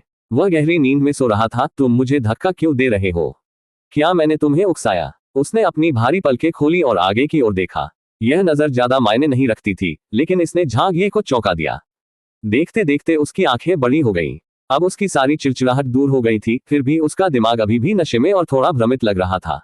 वह सोच रहा था कि क्या वह अभी भी सपना देख रहा है। अभी भी क्या करने की बात कर रहे हो? तुम मेरे पैरों पर लेटे हो, तो तुम्हें क्या लगता है कि तुम क्या कर रहे हो? लड़की की गुस्से भरी आवाज आई। यह उसके बहुत करीब था क्योंकि उसकी सांसें झांग ये के चेहरे की ओर बढ़ रही थी। झांग ये का चेहरा पीला पड़ गया। यह उतना ही शर्मनाक था जितना यह हो सकता था। तभी उन्हें पता चला कि स्थिति कितनी गंभीर है। आपकी बहन, ये भाई अब पहले से ही एक स्टार और एक प्रसिद्ध होस्ट है। मैं अपना चेहरा नहीं खो सकता। झांग ये का दिमाग बहुत तेज था, इसलिए उसने 1 सेकंड में कई विचार सोच लिए। वह इस शर्मनाक स्थिति को दूर करने का कोई रास्ता खोजना चाहता था। उस पर गैंगस्टर होने का आरोप नहीं लगाया जा सकता। चालाकी से खेलो, प्यारा अभिनय, पागल होने का नाटक करें, ऐसा दिखावा करो कि उसे कुछ पता ही नहीं। उस योजना के अनुसार ये स्थिति को बहुत अच्छी तरह से हल कर सकता है। जब तक कि झांग ये ने आश्चर्य में अपना सिर उठाया और उस लड़की से एक वाक्य कहा, पिताजी क्या आप जानते हैं कि ट्विंकल ट्विंकल लिटिल स्टार कैसे गाया जाता है? ये वाक्य निश्चित रूप से झांग ये को इस स्थिति से बाहर निकलने देगा, लेकिन उसे यह कहने में बहुत शर्मा रही थी। झांग ये ने कुछ नहीं कहा और जल्दी से लड़की के शरीर से उतर गया। लड़की ने धूप का चश्मा पहन रखा था, इसलिए उसके हाव भाव को पढ़ा नहीं जा सका। देर से शरद ऋतु में छोटी स्कर्ट पहनने के अलावा उसने एक काला ट्रेंच कोट भी पहना था। खेद, झांग ये ने शर्मिंदगी में कहा। लड़की ने यह देखकर हाथ हिलाया कि उसने माफी मांगी है। भूल जाओ। झांग ये ने आगे कहा, ओह दोस्त, आखिर मैं कैसे लेट गया? लड़की ने अपना धूप का चश्मा हटाते हुए कहा, मुझे कैसे पता? जब मैं आए तो देखा कि तुम खिड़की पर झुककर सो रहे थे। मैं भी सो गई, लेकिन थोड़ी देर सोने के बाद मेरे पैरों पर एक और व्यक्ति था। झांग ये ने कहा, मैंने बोर्डिंग से पहले बहुत ज्यादा शराब पी ली थी। मुझे सच में खेद है। ठीक है। लड़की काफी समझदार थी। जब आप बाहर होते हैं तो यह अपरिहार्य है। जब तक हम एक दूसरे के प्रति सहानुभूति रखते हैं। तभी झांग ये ने उसके चेहरे की ओर देखा। हालांकि धूप के चश्मे ने उसके चेहरे के एक बड़े हिस्से को अवरुद्ध कर दिया था, लेकिन यह उसकी सुंदरता को अवरुद्ध नहीं कर सका। वह निश्चित रूप से एक सुंदरी थी और कोई साधारण सुंदरता नहीं थी। इस तरह की सुंदरता झांग ये ने मनोरंजन जगत में भी कम ही देखी थी। केवल राव एमिन और झांग युवान की ही तुलना कर सकते थे। वह इतनी जानी पहचानी क्यों लगती है? झांग ये ने बिना पलक झपकाए उससे देखा। ये व्यक्ति, क्या बात है, तुम मुझे किस लिए देख रहे हो? लड़की ने भौहें सिकोड़ ली। झांग ये ने अचानक आश्चर्य व्यक्त किया और उसकी ओर इशारा किया, अरे डोंग शान। जब लड़की ने यह सुना तो वह अवाक रह गई। तुम मुझे ऐसे भी पहचान सकते हो? क्या तुमने मेरे शो देखे हैं? ऐसा नहीं हो सकता। मेरे शो राजधानी में प्रसारित भी नहीं होते। कौन सा शो? आप शो में भी गए थे? झांग ये ने अपना धूप का चश्मा उतार दिया। जब डोंग शान ने झांग ये को देखा तो वह भी अचानक हंस पड़ी और उसकी ओर इशारा किया। झांग ये तारांकन चीन में छोटे व्यवसाय, विशेष रूप से भोजनालय, आधिकारिक रसीदें प्रदान न करके करों से बचने की कोशिश करेंगे, इसलिए अपने राजस्व का कम दावा करेंगे। इससे निपटने के लिए चीनी सरकार ने उपभोक्ताओं को व्यवसाय से रसीद का अनुरोध करने के लिए प्रोत्साहित करने के लिए रसीदों पर स्क्रैचेज शामिल किया है। आप इसके बारे में यहाँ और अधिक पढ़ सकते हैं। अध्याय 205 स्कूल बैले। ऐसा संयोग, ये वास्तव में डोंग शानशान था। उसने कभी किसी पुराने दोस्त से मिलने की उम्मीद नहीं की थी। निस्संदेह वो उसकी पिछली दुनिया में था। हालांकि गेम रिंग ने दुनिया बदल दी, झांग ये यह महसूस करने में कामयाब रहे कि उनके जीवन का इतिहास और उनके अतीत के दोस्त नहीं बदले। यही कारण है कि डोंग शानशान उसे पहचानने में सक्षम था। इस दुनिया में वे अभी भी 4 साल तक सहपाठी थे और वे एक ही स्कूल से थे, इसलिए वे हर दिन छोटी या बड़ी एक ही कक्षा लेते थे। स्कूल की सुंदरी, वह बिल्कुल उनके स्कूल की सुंदरी थी। एक ऐसे व्यक्ति के रूप में जिसका जन्म 1980 के दशक के बाद हुआ था। जब उसने पहली बार मिडिल स्कूल में प्रवेश किया था तब स्कूल की लड़कियां जैसा कोई लेबल नहीं था। लोगों ने इस तरह का भेदभाव नहीं किया, लेकिन जब तक उन्होंने विश्वविद्यालय में प्रवेश किया, इंटरनेट ने स्कूल की सुंदरियों की सूचियां बना दी, जैसे कि स्कूल की सुंदरियों की प्रतियोगिताएं। आदेश लहर ने उनके मीडिया कॉलेज को ऐसा प्रभावित किया कि पुरुषों ने भी तमाशा खड़ा कर दिया। डोंग शानशान को स्कूल के विद्यार्थियों में से एक के रूप में चुना गया था। किसी को ये जानना होगा कि उनका मीडिया कॉलेज एक प्रतिष्ठित स्कूल था और प्रसारण और अभिनय की बड़ी कंपनियों के साथ ये सुंदरियों से भरा हुआ था। अन्य कॉलेजों में सुंदरियां और देवियां भले ही कम संख्या में हो, लेकिन उनके मीडिया कॉलेज में व्यायाम थी। उन सभी सुंदरियों के बीच अलग दिखने से पता चलता है कि डोंग शानशान का रूप और शरीर कितना अच्छा था। यहाँ तक कि उनके स्कूल में बड़ी संख्या में स्कूली बच्चों के बीच भी डोंग शानशान को सभी प्रसारण नर जानवरों द्वारा नंबर 1 के रूप में चुना गया था। चूंकि मीडिया कॉलेज का सबसे उत्कृष्ट प्रमुख प्रसारण होस्टिंग था और अभिनय नहीं, प्रसारण होस्टिंग प्रमुख के लिए नंबर 1 चुने जाने से डोंग शानशान पूरे स्कूल में सर्वश्रेष्ठ बन गया। अभिनय प्रमुखों में लोगों के इनकार के अलावा अन्य सभी प्रमुख लोग मौन रहकर सहमत हुए। चूंकि अधिकांश लोग अपने चौथे वर्ष में स्कूल में नहीं रुके थे, झांग ये ने लगभग 1 वर्ष तक उसे नहीं देखा था। यह आप कैसे हो सकते हैं? डोंग शानशान ने आकर्षक मुस्कान दी। मैं बस यही पूछने वाला था। झांग ये ने तब स्कूल की सुंदरी को देखने की उम्मीद नहीं की थी। आप भी शंघाई जा रहे हैं? क्या संयोग है, और हम साथ बैठे हैं।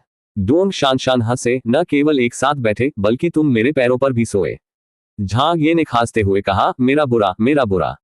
डोंग शानशान ने उसकी सराहना की और कहा, बुरा नहीं, तुम इन दिनों वास्तव में अच्छा कर रहे हो। जब आप स्कूल में थे तब से आप बिल्कुल अलग हैं। देखो, तुम्हारी आंखों से भी बिजली निकल रही है। जब हम स्कूल में थे तब की तुलना में आपकी आवाज भी अधिक चुंबकीय है। अगर मैं इतना करीब न होता तो शायद मैं तुम्हें पहचान भी नहीं पाता। बेशक झांग ये ने उसे यह नहीं बताया कि उसने फ्रूट्स ऑफ चार्म खाया है। क्या तुमने मेरा कार्यक्रम देखा है?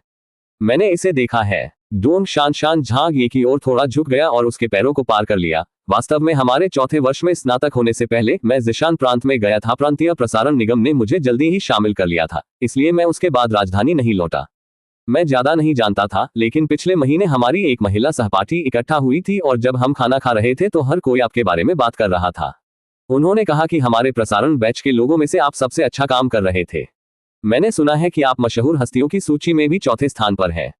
शुरू में मुझे विश्वास नहीं हुआ और घर आकर जांच की। मैंने आपका कार्यक्रम और आपकी वो कविताएं भी देखी।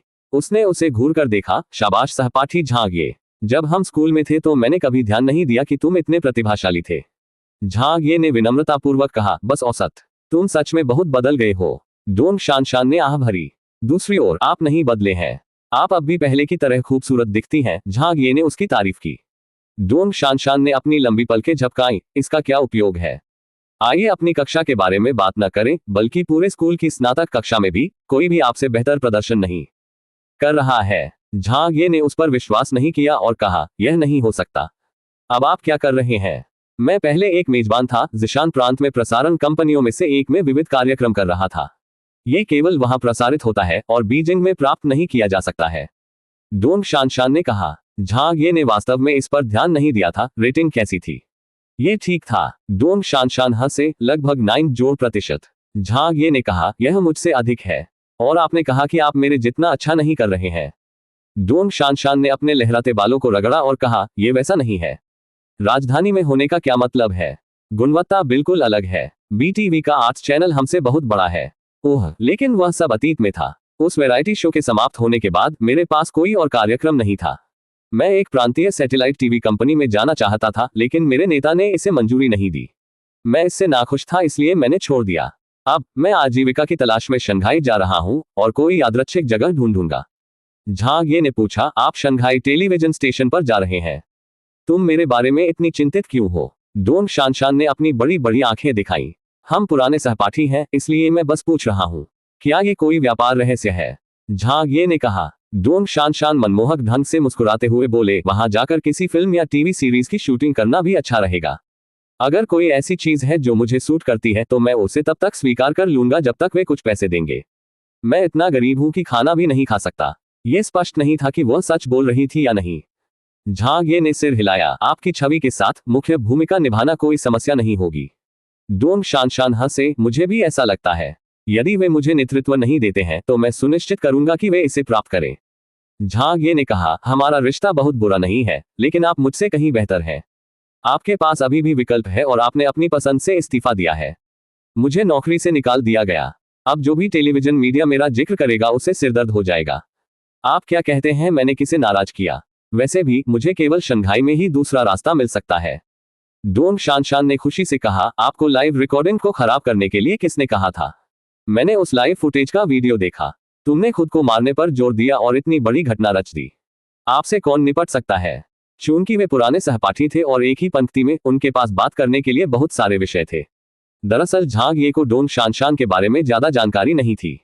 कॉलेज में डोंग शानशान स्कूल की सुंदरी और स्कूल की शीर्ष लड़की थी। उसके आसपास के सभी लोगों ने उसे एक आसन पर बिठाया। झांग ये दिखने में कमजोर थी और कक्षा में कम दिखाई देती थी। 4 वर्षों में उन्होंने डोंग शानशान के साथ केवल कुछ ही शब्द बोले। लियोजी कैसी है? यार मुझे भी नहीं पता। आप और वे लोग संपर्क में नहीं रहते। बहुत से लोगों ने फोन बदल लिया है और अपनी अपनी चीजों में व्यस्त है, इसलिए उनसे संपर्क करना मुश्किल है।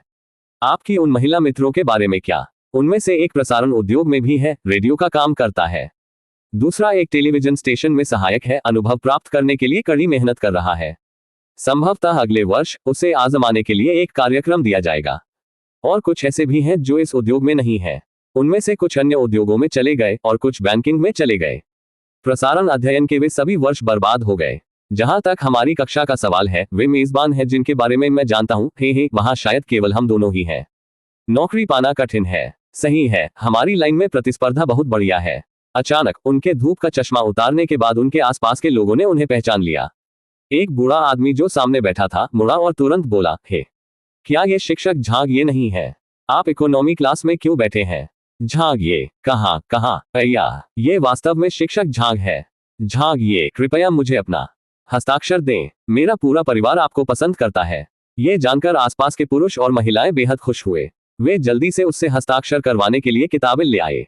बेशक झांग ये ने उन्हें अस्वीकार नहीं किया। जब वह हस्ताक्षर कर रहा था तो जो लोग उसके सामने तिरछे बैठे थे वे चिंतित हो गए। वे भी जिशान प्रांत के लग रहे थे। डोंग शानशान, क्या मैं जो देख रहा हूं वह सही है? ये टीचर डोंग है। ये गलत नहीं हो सकता। जिशान प्रांत सार्वजनिक चैनल की देवी। कुछ युवा और मध्यम आयु वर्ग के पुरुष उसके हस्ताक्षर प्राप्त करने के लिए अपनी सीटें छोड़कर चले गए। यहाँ कोई भी अंतर देख सकता है। जो लोग झांग ये को पसंद करते थे वे मिश्रित थे। वहां सभी उम्र के पुरुष और महिलाएं थीं, यहाँ तक कि बच्चे भी शामिल थे। आखिरकार झांग ये ने पहले बच्चों के लिए परियों की कहानियां बनाई थी। लेकिन डोंग शानशान को पसंद करने वाले सिर्फ पुरुष थे। वे बहुत भावुक भी थे। यदि फ्लाइट अटेंडेंट ने सभी को अपनी सीटों पर लौटने की सलाह नहीं दी होती तो ये लोग नहीं गए होते। यह कोई आश्चर्य की बात नहीं थी। रेटिंग के अनुसार जिशान प्रांत में डोंग शानशान की लोकप्रियता बीजिंग में झांग ये की लोकप्रियता से कहीं अधिक थी। लेकिन समग्र लोकप्रियता और प्रतिष्ठा के मामले में डोंग शानशान संभवतः झांग ये से कहीं अधिक खराब था। अंत में झांग ये और डोंग शानशान ने एक दूसरे को देखा और उसी समय अपना धूप का चश्मा पहन लिया। हम जल्द ही पहुंच रहे हैं। मैं थोड़ी देर लेटूंगा। डोंग शानशान ने अपना काला ट्रेंच कोट कस लिया। क्या आप सो रहे हैं? तुम आगे बढ़ो और सो जाओ, मैं भरपेट सो गया हूं। झांग ये ने सज्जनतापूर्वक कहा। यदि आपके पैर ठंडे हैं तो आप इसे ढकने के लिए मेरे कोट का उपयोग कर सकते हैं। कोई जरूरत नहीं है, मैं ठंडा नहीं हूं। डोंग शानशान मुस्कुराया। अपने शरीर को समायोजित करने के बाद उसने अपना सिर झुका लिया और एक तरफ आराम करते हुए सो गई। उसके बाल झरने की तरह नीचे गिर रहे थे। उसका सिर झांग ये की सीट की ओर झुका हुआ था और बालों की कुछ लंटें झांग ये के कंधों पर गिरी हुई थी। लेकिन स्पष्ट रूप से डोंग शानशान को कोई परवाह नहीं थी। झांग ये ने देखा कि उसके आसपास के कई यात्री अपनी सीटों पर वापस चले गए थे और उन पर ध्यान देना बंद कर दिया था। जैसे उसने अपने पुराने सहपाठी की ओर देखने के लिए अपनी आंखें तिरछी कर ली। ऐसा देखा जा सकता है कि डोंग शानशान अपनी नौकरी में कामुकता की राह पर चलेंगी। इस रास्ते के अपने फायदे और नुकसान दोनों थे। नुकसान ये था कि उनकी आसानी से आलोचना हो जाती थी। उनके चाहने वालों की किस्म भी बहुत एक जैसी होगी। कम से कम अधिकांश महिलाएं उसके प्यार में नहीं पड़ेंगी। उसका रास्ता झांग ये की तुलना में बहुत संकरा था। ये सभी उम्र के पुरुषों और महिलाओं को निशाना नहीं बना सकता। लेकिन कामुकता की राह पर चलने के फायदे भी थे। इसका मतलब ये भी था कि उसकी स्थिति अधिक दृढ़ थी। वह बड़ी संख्या में पुरुषों को आकर्षित कर सकती थी। उनके उन फैंस को देखकर ही पता चल सकता है। जो लोग डोंग शानशान को पसंद करते थे वे अधिक भावुक होंगे। इस बिंदु पर झांग ये के प्रशंसक उनसे बहुत कमतर थे। अध्याय 206 खेल कठिनाई समायोजन। आकाश में आसमान नीला था और बादल इतने करीब थे कि हाथ बढ़ाकर ही उन्हें छुआ जा सकता था। अपने शरीर को बगल की ओर झुकाकर डोंग शानशान पहले ही सो चुकी थी। झांग ये ने संकीर्ण आंखों से खिड़की से बाहर देखा। उसे कुछ पछतावा महसूस हो रहा था। उसे इस शहर के लिए कुछ लालसा महसूस हुई, जिसे छोड़ने के बाद वह लगभग 20 वर्षों तक वहां रहा था। लेकिन क्या हुआ अगर उसे इसके लिए कुछ लालसा महसूस हुई? एक सेलिब्रिटी की राह तो अकेली ही तय थी। ऊपर तो ठंड थी, यात्रा आधे से ज्यादा हो चुकी थी। परिचारिका ने पेय पदार्थों की एक गाड़ी को आगे बढ़ाया। अफसोस, इकोनॉमी क्लास में उन्हें यही सब व्यवहार मिला।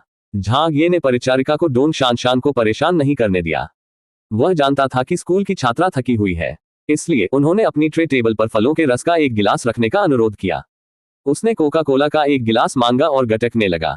इतना उबाऊ, मुझे क्या करना चाहिए? शंघाई में आगे का रास्ता कठिनाइयों से भरा होगा। वह स्थान बीजिंग से निम्नतर था। वहां झांग ये की लोकप्रियता कम थी और यहां तक कि जब वह बिना धूप के चश्मे के सड़क पर चलते थे तो हजारों लोगों के बीच शायद आधे से भी कम व्यक्ति होंगे जो उन्हें पहचान सके। यह नया मैदान था, उसे सब कुछ फिर से शुरू करना पड़ा। इसलिए झांग ये को निश्चित रूप से गेम रिंग से मदद की जरूरत थी। तभी वह एक वेब होस्ट के रूप में अपनी नई स्थिति में सभी को चौंका सकता था। चलो लॉटरी खेलते हैं। उन्होंने अपने प्रतिष्ठा बिंदुओं को देखा। ये लगभग 700,000 अंक था। झांग ये ने आह भरी। प्रतिष्ठा की यह मात्रा बहुत दयनीय थी। वह एक ताइजी मुट्ठी कौशल पुस्तक भी नहीं खरीद सका। इन्हें उनकी झांग ये इस कंपाइलेशन पुस्तक और फिल्म के प्रचार से प्राप्त किया गया था। बेशक यह उनकी ghost blows out the light पुस्तक और वेब पर लेक्चर रूम वीडियो की बिक्री से भी आया। हालांकि इन प्रस्तुतियों को बने हुए काफी समय हो गया था, फिर भी वे क्लासिक थी। वे उसे प्रतिष्ठा की धारा प्रदान करते रहे। वहां नए नए लोग आए जो पहले उसे नहीं जानते थे, रोज रोज उसे जानने लगे। ओह, बस वे संख्याएं दिन पर दिन कम होती जा रही थी। लॉटरी इंटरफेस दिखाई दिया। उसने खरीदने के लिए क्लिक किया और इसके लिए उत्सुक नहीं था। आखिरकार यह केवल मनोरंजन के लिए था। उसे कोई ऐसी चीज चुनने में कोई आपत्ति नहीं थी जिसकी उसे जरूरत नहीं थी। यदि वह कोई उपयोगी वस्तु या कौशल निकालने में कामयाब हो जाता तो वह उसे बड़ा बना देता। डिंग, लॉटरी शुरू हुई। सुई तेजी से घूम गई। झांग ये ने पहिए पर कुछ बड़े क्षेत्रों को देखा। हालांकि उनकी इच्छा क्षेत्र विशेष से कुछ प्राप्त करने की थी, लेकिन यह सिर्फ एक सपना था। ताइजी मुट्ठी कौशल पुस्तकें खरीदने का अधिकार प्राप्त करके वह पहले भाग्यशाली हो गया था। अब इसकी संभावना नहीं थी कि वह इतना भाग्यशाली होगा। सुई रुक गई। यह एक उपभोज्य वस्तु क्षेत्र पर रुका। झांग ये न तो दुखी थी और न ही खुश थी। उसने दूसरों को नोटिस करने से रोकने के लिए अपनी गति की सीमा कम कर दी। उसने धीरे धीरे अपनी सूची से खजाना संदूक छोटा निकाला। उसने इसे खोला। अंदर एक छोटा सा पासा था। यह 6 तरफा था, सामान्य पासे से अलग नहीं था। कठिनाई समायोजन डाई। इसे फेंकने के बाद यह खिलाड़ी की कठिनाई को बेतरतीब ढंग से बदल देगा। इसके प्रभाव की अवधि यादृच्छिक है। झांग ये आश्चर्यचकित था। समायोजन में कठिनाई। गेम खेलने वाले लोगों के लिए यह कुछ अपरिचित नहीं था। उदाहरण के लिए एकल खिलाड़ी खेल में प्रवेश करने पर यह आपको कठिनाई चुनने की अनुमति देगा, जैसे आसान, कठिनाई आदि। इस पासे का भी ऐसा प्रभाव था, लेकिन यह आकस्मिक संयोग से हुआ था। यदि उसे वास्तव में बहुत आसान कठिनाई प्राप्त होती और अवधि 1 वर्ष तक चलती तो क्या अगले वर्ष के लिए उसका काम सामान्य से कई गुना आसान नहीं होता? कठिनाई कम हो सकती है। झांग ये ने अपने बगल में महान स्कूल की छात्रा को देखा। वह अनुमान लगा रहा था कि उसे बिस्तर पर धकेलना भी कोई सपना नहीं होगा। यह एक अच्छी चीज है। यह स्वर्ग को चुनौती देने वाली दिव्य वस्तु है। झांग ये ने तुरंत खजाने से पासा निकाला। खजाना रोशनी से झिलमिलाकर अपने आप गायब हो गया। झांग ये ने पूरे पासे को देखा। पासे के 6 पक्षों पर शब्द थे। वे थे: कठिनाई को 10 गुना कम करना, कठिनाई को 5 गुना कम करना, कठिनाई को 1 गुना कम करना, कठिनाई को 1 गुना बढ़ाना, कठिनाई को 5 गुना बढ़ाना, कठिनाई को 10 गुना बढ़ाना। पहली बात स्वाभाविक रूप से उन खेलों में बहुत आसान की कठिनाई थी। कोई व्यक्ति अपनी आंखें बंद करके भी पैसे उठा सकता है। जहां तक आखिरी कठिनाई की बात है, ये संभवतः पौराणिक हास्यास्पद कठिन थी, जहां विपत्तियां आती थी। आइए इसे जोखिम में डालें। डिमाशिया, बहादुरी, यहां हम चलते हैं। कठिनाई कम होने की संभावना कठिनाई बढ़ने की संभावना के बराबर थी। उन दोनों के पास 50% मौका था। झांग ये को विश्वास नहीं था कि उसकी किस्मत इतनी बुरी थी। इसलिए बिना ज्यादा सोचे समझे उसने पासे को पकड़ लिया और धीरे से ऊपर फेंक दिया। पासे ने हवा में एक सुंदर चाप बनाया और वो उड़ गया और उड़ गया। धीरे धीरे नीचे गिरने से पहले यह अंततः रुक गया। बड़ा पासा फर्श पर गिर गया। मजबूती से टिके रहने से पहले यह विमान पर कई बार घूमा। झांग ये ने इसे उत्साह से देखा। कठिनाई समायोजन डाई पर कुछ शब्द लिखे। 10 गुना बढ़ रही है कठिनाई। झांग ये लगभग बेहोश हो गया क्योंकि उसे लगभग खून की उल्टी हुई। क्या बकवास है। क्या हम खिलवाड़ करना बंद कर सकते हैं? खिलवाड़ करना बंद करो। गेम सिस्टम संकेत दिखाई दिया। कठिनाई को समायोजित कर दिया गया है। 10x कठिनाई 52 मिनट तक चलने वाला। Closing square bracket. समय भी अनायास ही 50 मिनट से अधिक प्रतीत हो रहा था। झांग ये अपनी बुद्धि से डर गया था। उसे लगा कि आज वह यूं ही बदकिस्मत नहीं है। उसके पिछले 8 जन्मों का सारा दुर्भाग्य उस पर टूट पड़ा था। मेरे हाथ को धिक्कार। मेरा हाथ शापित है। मैंने केवल इसलिए पुरस्कार क्यों निकाला क्योंकि मैं बहुत स्वतंत्र था। अब क्या करूं? क्या इस भाई को अचानक दिल का दौरा पड़ेगा, या फिर डिब्बे से सामान अचानक नीचे गिर जाएगा जिससे उसकी मौत हो जाएगी? उल्टी गिनती शुरू होती है। 51 minute 59 second, 51 minute 58 second. Zhang ये तुरंत पूरी तरह सतर्क हो गया। यह 50 मिनट से अधिक था। यह समय खतरे से भरा था। नहीं, वह पानी नहीं पी सकता था। क्या पता वह अचानक दम घुटने से मर जाए। लेकिन करीब 10 सेकंड के बाद कुछ होता नजर नहीं आया। विमान अभी भी आसमान में तैर रहा था। यात्री अपना अपना काम कर रहे थे।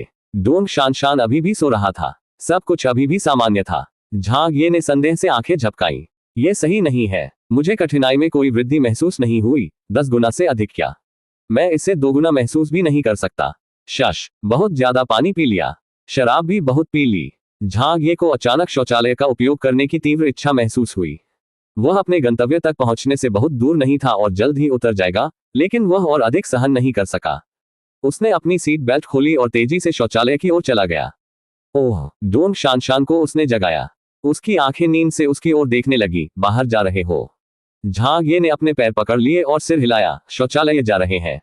डोंग शान ने जिम्हाई ली और अपने पैरों को समायोजित किया, जिससे झांग ये आगे निकल गई। गलियारे के पास एक बूढ़ी दादी थी।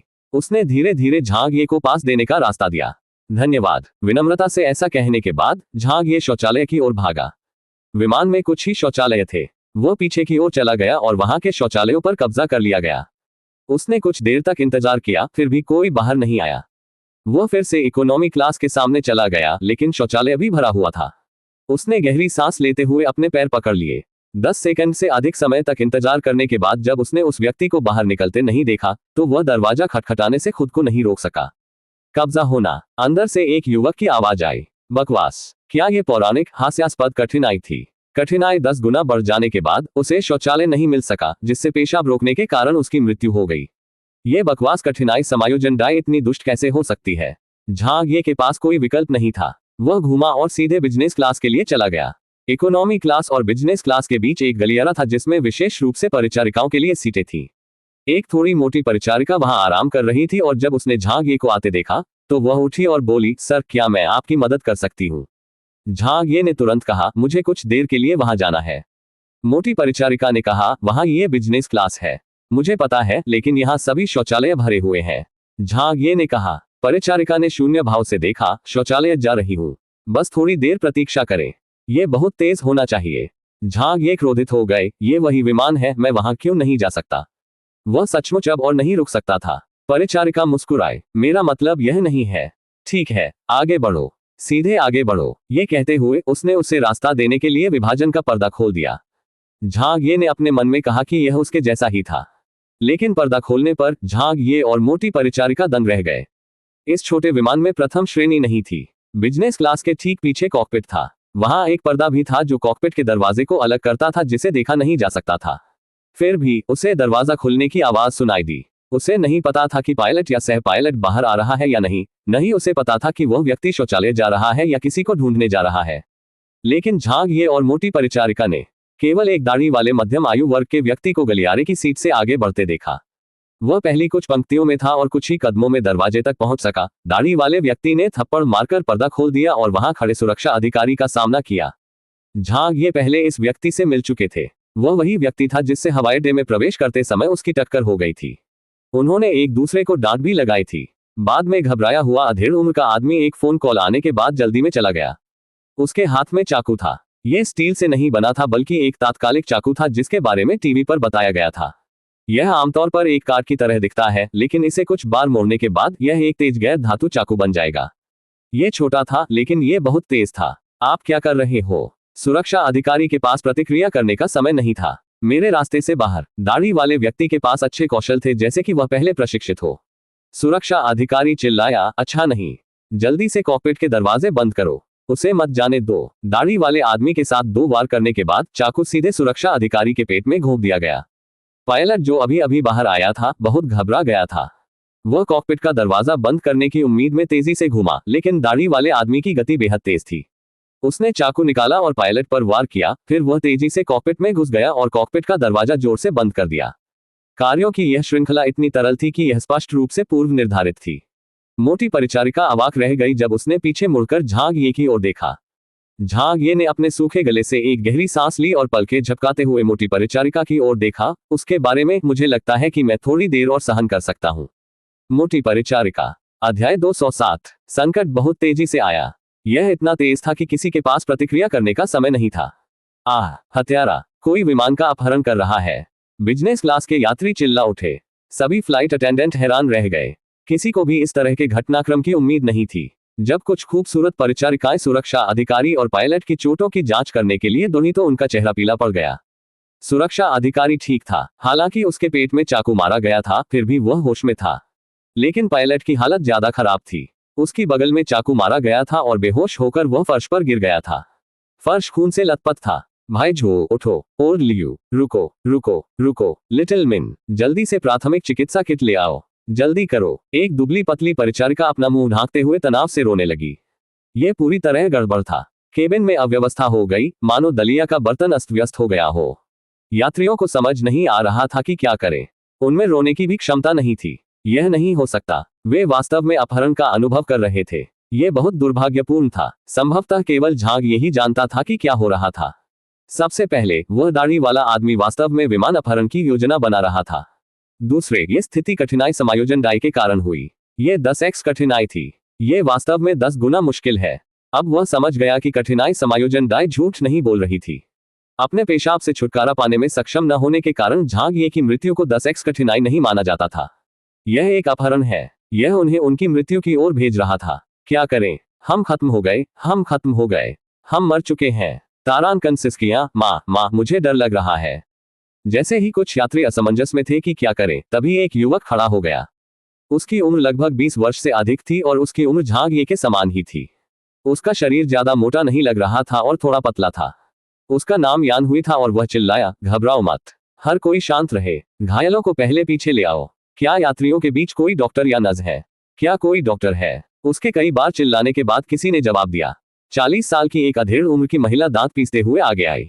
उसने घबराते हुए कहा, मैं एक डॉक्टर हूं, लेकिन मैं सिर्फ एक चिकित्सक हूं, मैं सर्जरी नहीं कर सकती। उसके बगल में एक लड़के ने महिला की ओर खींचते हुए कहा, माँ, मत जाओ। अधेड़ उम्र की महिला ने अपने बेटे की ओर देखा और उसके सिर पर हाथ फेरा। माँ एक डॉक्टर है, जीवन बचाना मेरा कर्तव्य है, पीछे छिप जाओ और पास मत आओ। माँ, उसका बेटा नहीं गया क्योंकि वह बेहद चिंतित था। कौन जानता था कि केबिन में और भी साथी थे। जल्दी जाओ, मुझे अकेला छोड़ दो। अधेड़ उम्र की महिला गंभीर हो गई। वह सुंदर नहीं थी, लेकिन इस समय यात्रियों को वह सबसे सुंदर लगी। पीछे एक छोटा बूढ़ा आदमी इकोनॉमी क्लास से आया। वह कमजोर लग रहा था और वह हर कदम पर लड़खड़ा रहा था। छोटे हुआ, तुम बड़े हो गए हो। महिला पलटी और दंग रह गई। प्रोफेसर, आप भी विमान में क्यों है? छोटा बूढ़ा आदमी पहले ही घायल के पास पहुंच चुका था। बकवास के लिए समय नहीं है। तुम खून बहना बंद करो, मैं घाव का इलाज कर दूंगा। महिला ने कहा, तुम्हारे साथ रहना आसान होगा। परिचारिका चिल्लाई, मैं इसे आप पर छोड़ दूंगी, कृपया उन्हें बचाएं। कुछ बच्चे और डरपोक महिलाएं डर के मारे रो रही थीं। केबिन क्रू के निर्देशों के तहत कुछ लोग घायलों को पीछे ले जाकर स्थिति को स्थिर करने में कामयाब रहे। दोनों डॉक्टरों ने बचाव शुरू किया। दूसरी ओर विमान के भीतर मारपीट की आवाजें आ रही थीं। जो युवक सबसे पहले खड़ा हुआ उसने एक हवाई परिचारिका को पकड़ लिया, दरवाजा खोलो। जैसे ही उन्होंने ये कहा, 2 बड़े आदमी अचानक बिजनेस क्लास की अगली सीटों से खड़े हो गए। उनमें से एक आदमी का चेहरा बहुत काला था। उन्होंने एक टोपी पहनी थी जिससे उनके भाव छुपे हुए थे। उसने पहले वाले दाढ़ी वाले आदमी की तरह एक साधारण चाकू पकड़ रखा था। दूसरे आदमी ने एक धातु की छड़ी निकाल ली थी। यह अज्ञात था कि क्या उसने अपना सामान निकालने के लिए उसे खोला था, लेकिन संभवतः वह उसके सामान में छिपा हुआ था। साथियों, कुल 3 अपहरणकर्ता थे। भाड़ में जाओ। बाईं ओर वाले व्यक्ति ने अपना स्टील स्टॉक घुमाया और एक यात्री की गर्दन पर वार किया जो उसके सबसे करीब था। यात्री ने उसकी गर्दन पकड़ी तो चिल्लाया। जमीन पर गिरने के बाद वह तेजी से पीछे की ओर भागा। मैं तुम सबको चेतावनी देता हूं, तुम में से किसी को भी यहां नहीं आना चाहिए। यदि आप अपनी जान चाहते हैं तो बकवास से दूर हो जाओ। दूसरे आदमी ने अपनी टोपी फेंकी और एक भयंकर दिखने वाला चेहरा दिखाया जिस पर चोट का निशान था। आह, दौड़ना और भी है। यात्रियों की एक बार फिर चीख निकल गई। हड़बड़ाहट के साथ बिजनेस क्लास के लगभग सभी यात्री इकोनॉमी क्लास में घुस गए थे। वे विमान के पिछले हिस्से तक दौड़ना चाहते थे, इस उम्मीद में कि जितना संभव हो उतना दूर निकल जाएं। स्थिति अराजकता की थी। लोग एक दूसरे से भिड़ गए और दूसरों को कुचलने की भी नौबत आ गई। बिजनेस क्लास लगभग खाली थी। वहां केवल एक ही आदमी बचा था। ये यान हुई नाम का वह युवक था। यान हुई गंभीर चेहरे के साथ पीछे की ओर चिल्लाया, तुम सब किसके लिए भाग रहे हो? अब उनके पास 2 लोग हैं। मेरे पीछे घायल, महिलाएं, बूढ़े और बच्चे हैं। तुम्हारे भागते हुए उनकी रक्षा कौन करेगा? यदि तुम पुरुष हो तो यहाँ खड़े रहो। बकवास मत करो। हमारे पास इतने सारे लोग हैं तो हमें उनसे क्यों डरना चाहिए? स्टील की छड़ी एक कुंद हथियार है, इसमें चिंता की कोई बात नहीं है। चाकू एक कामचलाऊ चाकू है। इसकी विनाशकारी शक्ति सीमित है। मैं चाकू का उपयोग करने वाले पर हमला करूंगा। मैं दूसरे व्यक्ति को संभाल नहीं पाऊंगा। मुझे मददगारों की जरूरत है। कोई बाहर नहीं आया। मोटी परिचारिका चिल्लाई, क्या कोई और है? एक बूढ़ी औरत ने खुद को भीड़ से बाहर निकाला। उसने अपनी छड़ी जमीन पर पटक दी, अगर कोई नहीं है तो मैं ये कर लूंगी। एक बूढ़ा व्यक्ति, एक बूढ़ी औरत आगे खड़ी थी। बहुत से आदमी शर्म से लाल हो गए। उन्हें शर्म महसूस हुई। मैं इसे करूंगा। मैं तुम्हारी मदद करूंगा। फतारानकन के, मुझे गिन लो। मैं भी। बकवास, चलो सब बाहर चलते हैं। हम नहीं जानते कि वे विमान का अपहरण करके क्या कर रहे हैं। हम चुपचाप बैठे नहीं रह सकते। हमें कॉकपिट को पुनः प्राप्त करने की आवश्यकता है। यदि नहीं तो हम में से कोई भी जीवित नहीं रहेगा। सही, उनसे डरो मत। इसी समय 8-9 आदमी आगे खड़े हो गए। इससे दोनों व्यक्ति नाराज हो गए। उन्होंने व्यंग्य किया और इसके साथ ही दोनों पक्षों में धातु की आवाजें आने के साथ लड़ाई शुरू हो गई। बेशक इसमें झांग ये शामिल नहीं था। वह इस समय पीछे हट रहा था। रास्ता बनाओ, पहले मुझे गुजरने दो।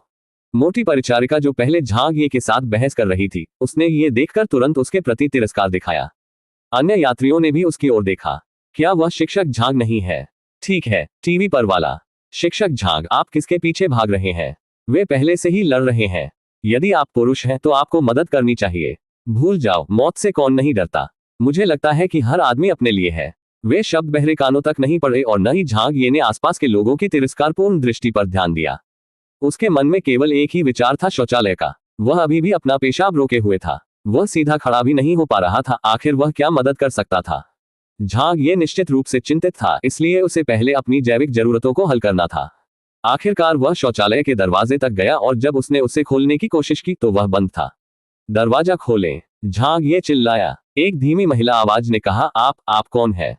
मैं एक यात्री हूँ। दरवाजा खोलो। झांग ये का चेहरा इसे पकड़ने से हरा हो गया था। लड़की ने डरते हुए कहा, नहीं खुल रहा। क्या पता तुम ही अपराधी हो? ऐसा लग रहा था जैसे अंदर बहुत सारे लोग हों।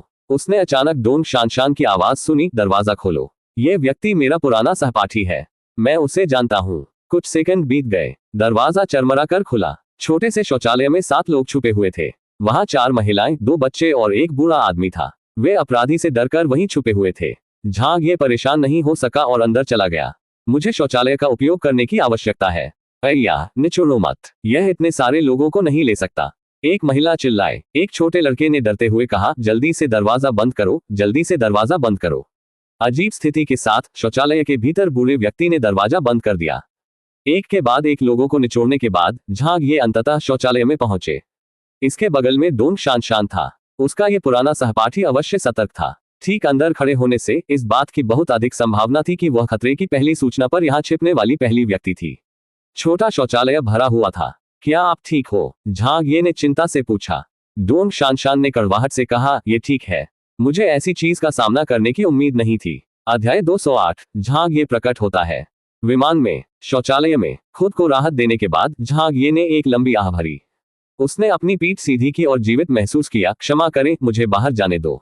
अंदर मौजूद युवा लड़के ने कहा, दरवाजा मत खोलो। एक कमजोर लड़की ने भी कहा, चलो यहीं छुप जाओ। ठीक है, क्या होगा अगर अपराधी यहाँ आए और लोगों को मार डालें? एक और लड़की ने आंसुओं से भरी आंखों से कहा। झांग ये बाहरी हिस्से में घुस गया लेकिन बाहर नहीं निकल सका। बाहर निकलने का रास्ता दूसरों ने बंद कर दिया था। वो ये कहने से खुद को नहीं रोक सका, यहाँ छुपने से क्या फायदा? यदि अपराधी लोगों को मारना चाहते हैं तो क्या आपको लगता है कि अन्य यात्री आपके लिए उन्हें रोक देंगे? वे सब पीछे की ओर भागे होंगे। ये शौचालय इकोनॉमी क्लास के ठीक सामने है। सबके चले जाने से यह क्षेत्र खाली रह गया है। वहां केवल आप ही बचे हैं और यदि अपराधियों ने दरवाजा बंद कर दिया तो भागने की कोई जगह नहीं है। बस इस छोटे से दरवाजे से वे इसे लात मारकर खोल सकते हैं। ये बिल में चूहे को पकड़ने जितना आसान होगा। ये सही है। अरे चलो सब यहाँ से चले जाओ। ये समझ आता है ये यहाँ बहुत खतरनाक है। अब हर कोई दहशत में था। हर झाड़ी और पेड़ दुश्मन की तरह दिखते थे, इसलिए उन्होंने अफवाहों पर काम किया। इसके साथ ही कुछ लोग तुरंत दरवाजा खोलकर बाहर भाग गए। झांग ये भी इस स्थिति से उबरने में कामयाब रहे। डोंग शानशान ने ये देखा और अपनी जांघ से पेशाब रगड़ा और अपनी ऊंची एड़ी को उलटकर अंदर का गंदा पानी बाहर निकाल दिया। गोली लगने से पहले उसे बार बार पोंछने और एड़ियों को वापस पहनने के लिए वह नैपकिन का इस्तेमाल करती थी। इसके बाद वह बाहर की स्थिति देखने के लिए केबिन में भाग गई। संघर्ष की आवाजें गायब हो गई थी। केबिन में सभी यात्री चुप थे। दोनों अपराधी कॉकपिट के दरवाजे के पास खड़े होकर व्यंग्य कर रहे थे। अब उनके सामने कोई नहीं था। फर्श पर कुछ खून था, लेकिन वह ज्यादा नहीं था। जो 8-9 यात्री आगे बढ़े थे वे सभी जमीन पर पड़े हुए थे। कुछ बेहोश हो गए थे और कुछ कराह रहे थे। वे सभी घायल हो गए थे और अन्य यात्रियों ने उन्हें वापस उठा लिया था। यान हुई, जिसने इस हमले का नेतृत्व किया था, सबसे अधिक घायल हुई थी। उसके कंधे पर चाकू का घाव था और उसकी बांह पर घाव था। जब उसने बिना पीछे हटे अपने घाव को दबाया तो उसमें से खून बह रहा था। उसने दोनों अपहर्ताओं को घूर कर देखा। मैं थाई विशेषज्ञ, यान हुई ने गुस्से से देखा। एक अपराधी ने उसकी ओर देखा। तुमने कराटे का अभ्यास किया होगा।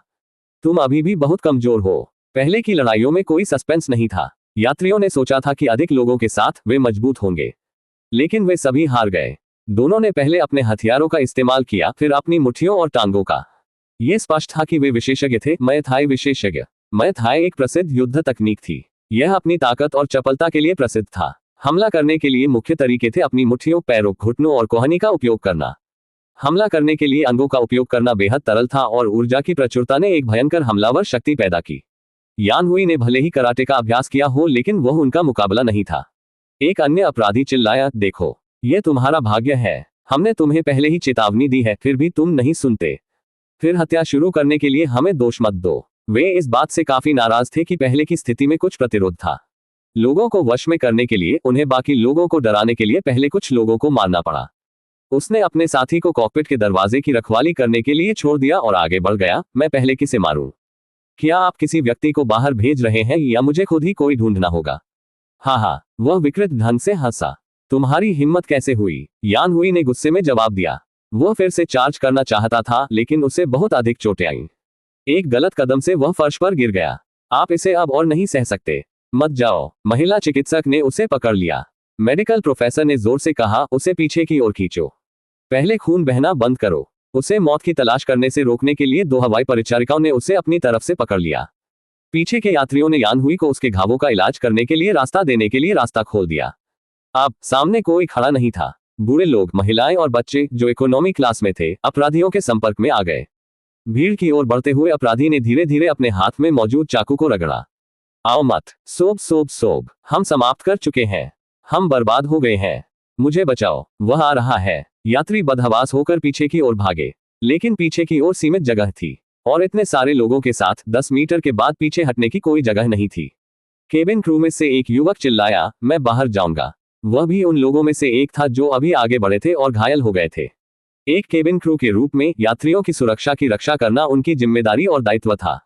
जैसे ही उसने ऐसा कहा, उसने आगे बढ़ने के लिए उस पतली परिचारिका को एक तरफ धकेल दिया जो उसके घावों पर पट्टी बांध रही थी। सर्जिकल प्रोफेसर चिल्लाया, बैठो। दुबली पतली परिचारिका ने चिंतित होकर कहा, अगर तुम ऊपर जाओगे तो तुम अपने आप को मौत के मुंह में भेज रहे हो।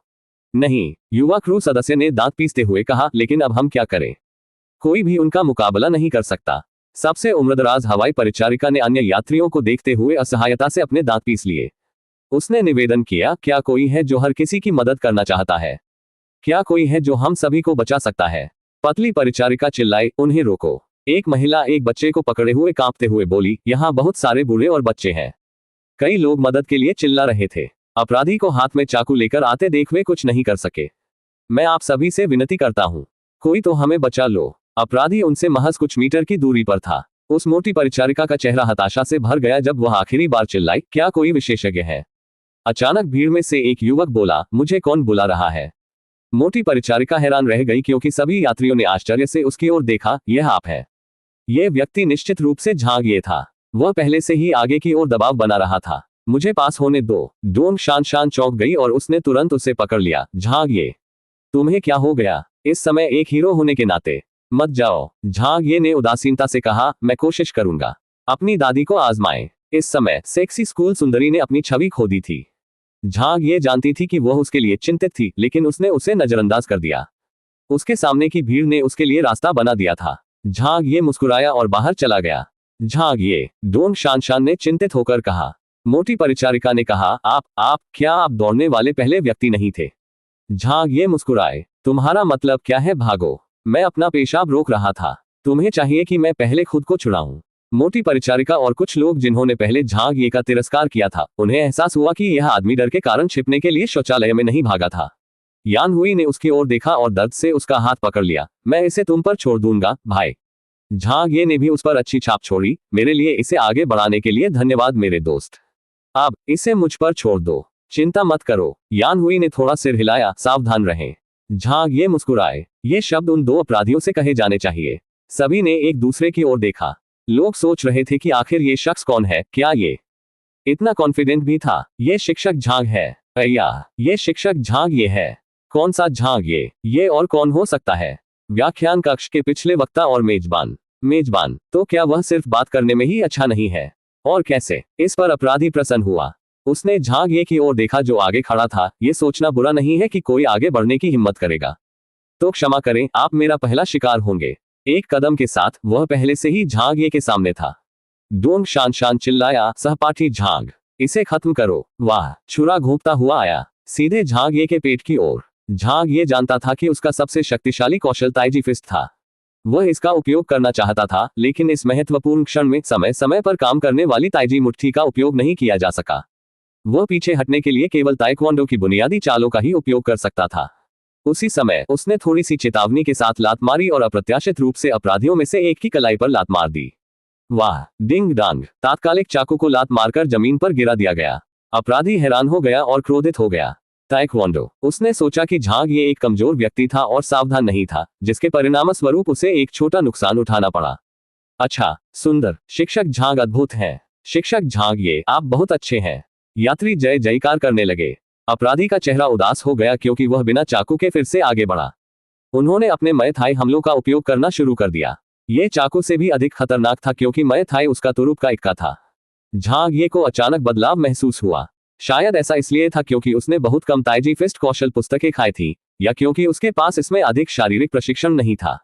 उसे याद आया था कि उसकी मकान मालकिन ने पहले उसे बताया था कि चीनी मार्शल आर्ट विदेशी मार्शल आर्ट से अलग है। ये भीतर से बाहर की ओर चला गया। किसी को पहले अपने शरीर और दिमाग को प्रशिक्षित करना होगा। जहां तक झांग ये की बात है, उसने केवल कौशल खाया था और अपने आंतरिक शरीर को प्रशिक्षित नहीं किया था। इसके परिणामस्वरूप कई बार ताइजी फिस्ट का उपयोग करने में सक्षम होने में कमजोरी आ गई। हालांकि उनकी ताइजी मुट्ठी कभी कभी बिना किसी चेतावनी के अचानक प्रकट हो जाती थी, जैसे कि अब।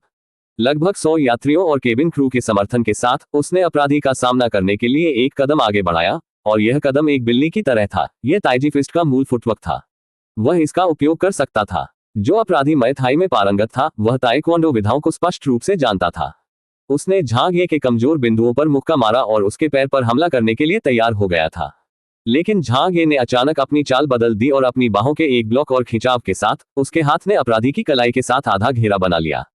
उसके शरीर का कोण मुड़ जाने से अपराधी की सारी शक्ति नष्ट हो गई थी। जो पैर हमला करने के लिए तैयार था, वह अब हमला नहीं कर सकता था क्योंकि उसने अपना संतुलन खो दिया था।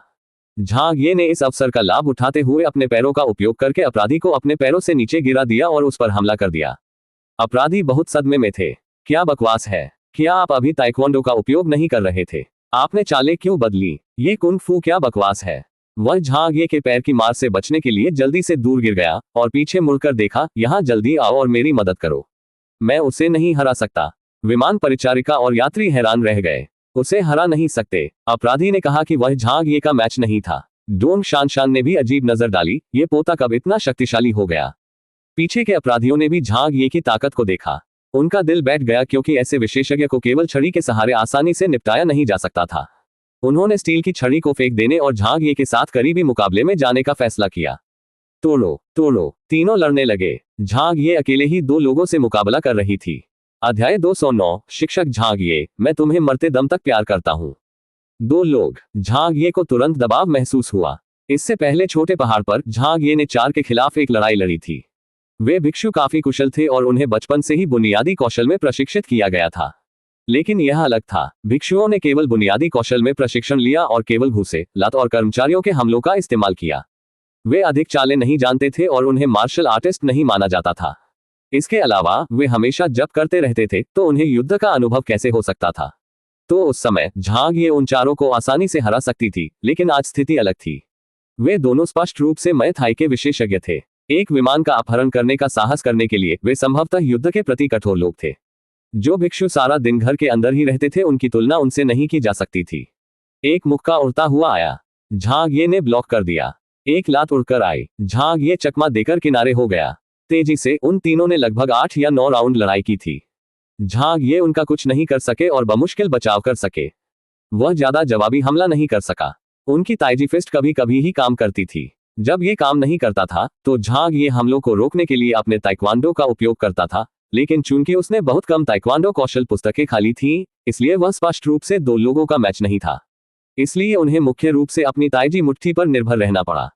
यह मार्शल आर्ट में उनका सबसे बड़ा तुरुप का पत्ता था, लेकिन यह उनकी इच्छा के अनुसार प्रयोग करने योग्य नहीं था। यदि वह एक औसत सेनानी से मिलता तो ठीक था, लेकिन एक अच्छे योद्धा के सामने उसकी सारी कमजोरियां उजागर हो गईं। इस रुक रुक कर होने वाली क्षमता से उसकी जान जा सकती थी। झांग ये ने फैसला किया था कि अगर वह जिंदा जमीन पर उतरेगा तो वह 10 ताइजी फिस्ट स्किल बुक को ठीक से खा जाएगा। यदि नहीं तो वह भविष्य में सामने आने वाली खतरनाक स्थितियों को संभालने में सक्षम नहीं हो सकेगा। झांग ये कुछ नहीं कर सका, लेकिन इसी तरह अपराधी झांग ये का भी कुछ नहीं बिगाड़ सके। वे दोनों निराशा से एक दूसरे को देखते रहे। इस विमान में 100 से भी कम लोग थे और उन्होंने इसकी योजना पहले ही बना ली थी। उन्होंने कभी उम्मीद नहीं की थी कि विमान में सचमुच ड्रैगन और झुके हुए बाघ छिपे होंगे। यह सचमुच एक विशेषज्ञ था। वे दोनों अपने प्रतिद्वंद्वी का कुछ नहीं कर सके। यह अप्रत्याशित था। आहा। लेकिन आखिरकार ये 2 बनाम 1 था। चाहे वह सहनशक्ति हो या शरीर की गिनती, उन्हें फायदा था। और संकीर्ण केबिन स्थान में इसने झांग ये के लिए बहुत असुविधाजनक बना दिया। दोनों अपराधियों का मानना था कि वे 20 से भी कम राउंड में बढ़त बनाए रखेंगे और निश्चित रूप से उसे मार गिराया। स्थिति तनावपूर्ण हो गई। झांग ये इसके लिए जाओ। शिक्षक झांग, तारांकन उन्हें। शिक्षक झांग, उसकी पैंट पर लात मारो, उसकी टांग तोड़ दो। इसके लिए जाओ, हम तुम्हारा समर्थन कर रहे हैं। यात्री झांग ये के लिए जयकार करने लगे और जोर जोर से चिल्लाने लगे। लेकिन केवल झांग यही जानता था कि वह वंचित था। वह अधिक देर तक टिक नहीं सका और उसकी सहनशक्ति में कमी थी। उनकी तुलना उन लोगों से नहीं की जा सकती जिन्होंने बचपन से ही प्रशिक्षण लिया था। वह पूरी तरह से ऐसे व्यक्ति थे जिन्होंने बीच में ही शुरुआत की थी। उनकी शारीरिक फिटनेस ही उनकी सबसे बड़ी खामी थी। 2 लोगों के खिलाफ लड़ने की बात तो दूर। इस समय झांग ये केवल अपने तुरुप के पत्ते का उपयोग कर सकते थे। उसने उन्हें फंसा लिया और पीछे से चिल्लाया, मेरे भाइयों और बहनों, हर कोई कुछ न कुछ ले लो और उन्हें चोदो। क्या आपको लगता है कि 2 बनाम 1 बहुत है?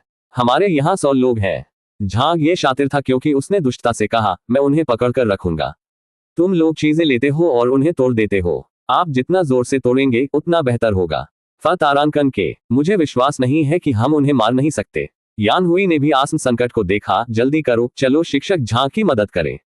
बूढ़ी दादी जो आगे खड़ी थी, उसने अपनी छड़ी अपने बेटे को दी। छोटी वेई, मेरे लिए ऊपर आओ, साथ मिलकर चलो। छड़ी मिलने पर अधेड़ उम्र का आदमी कांप उठा, लेकिन उसने अपना दिल कठोर कर लिया और अपनी आंखें बंद करके व्यावहारिक रूप से आगे बढ़ गया। मैं तुम्हारे खिलाफ पूरी ताकत लगा दूंगा।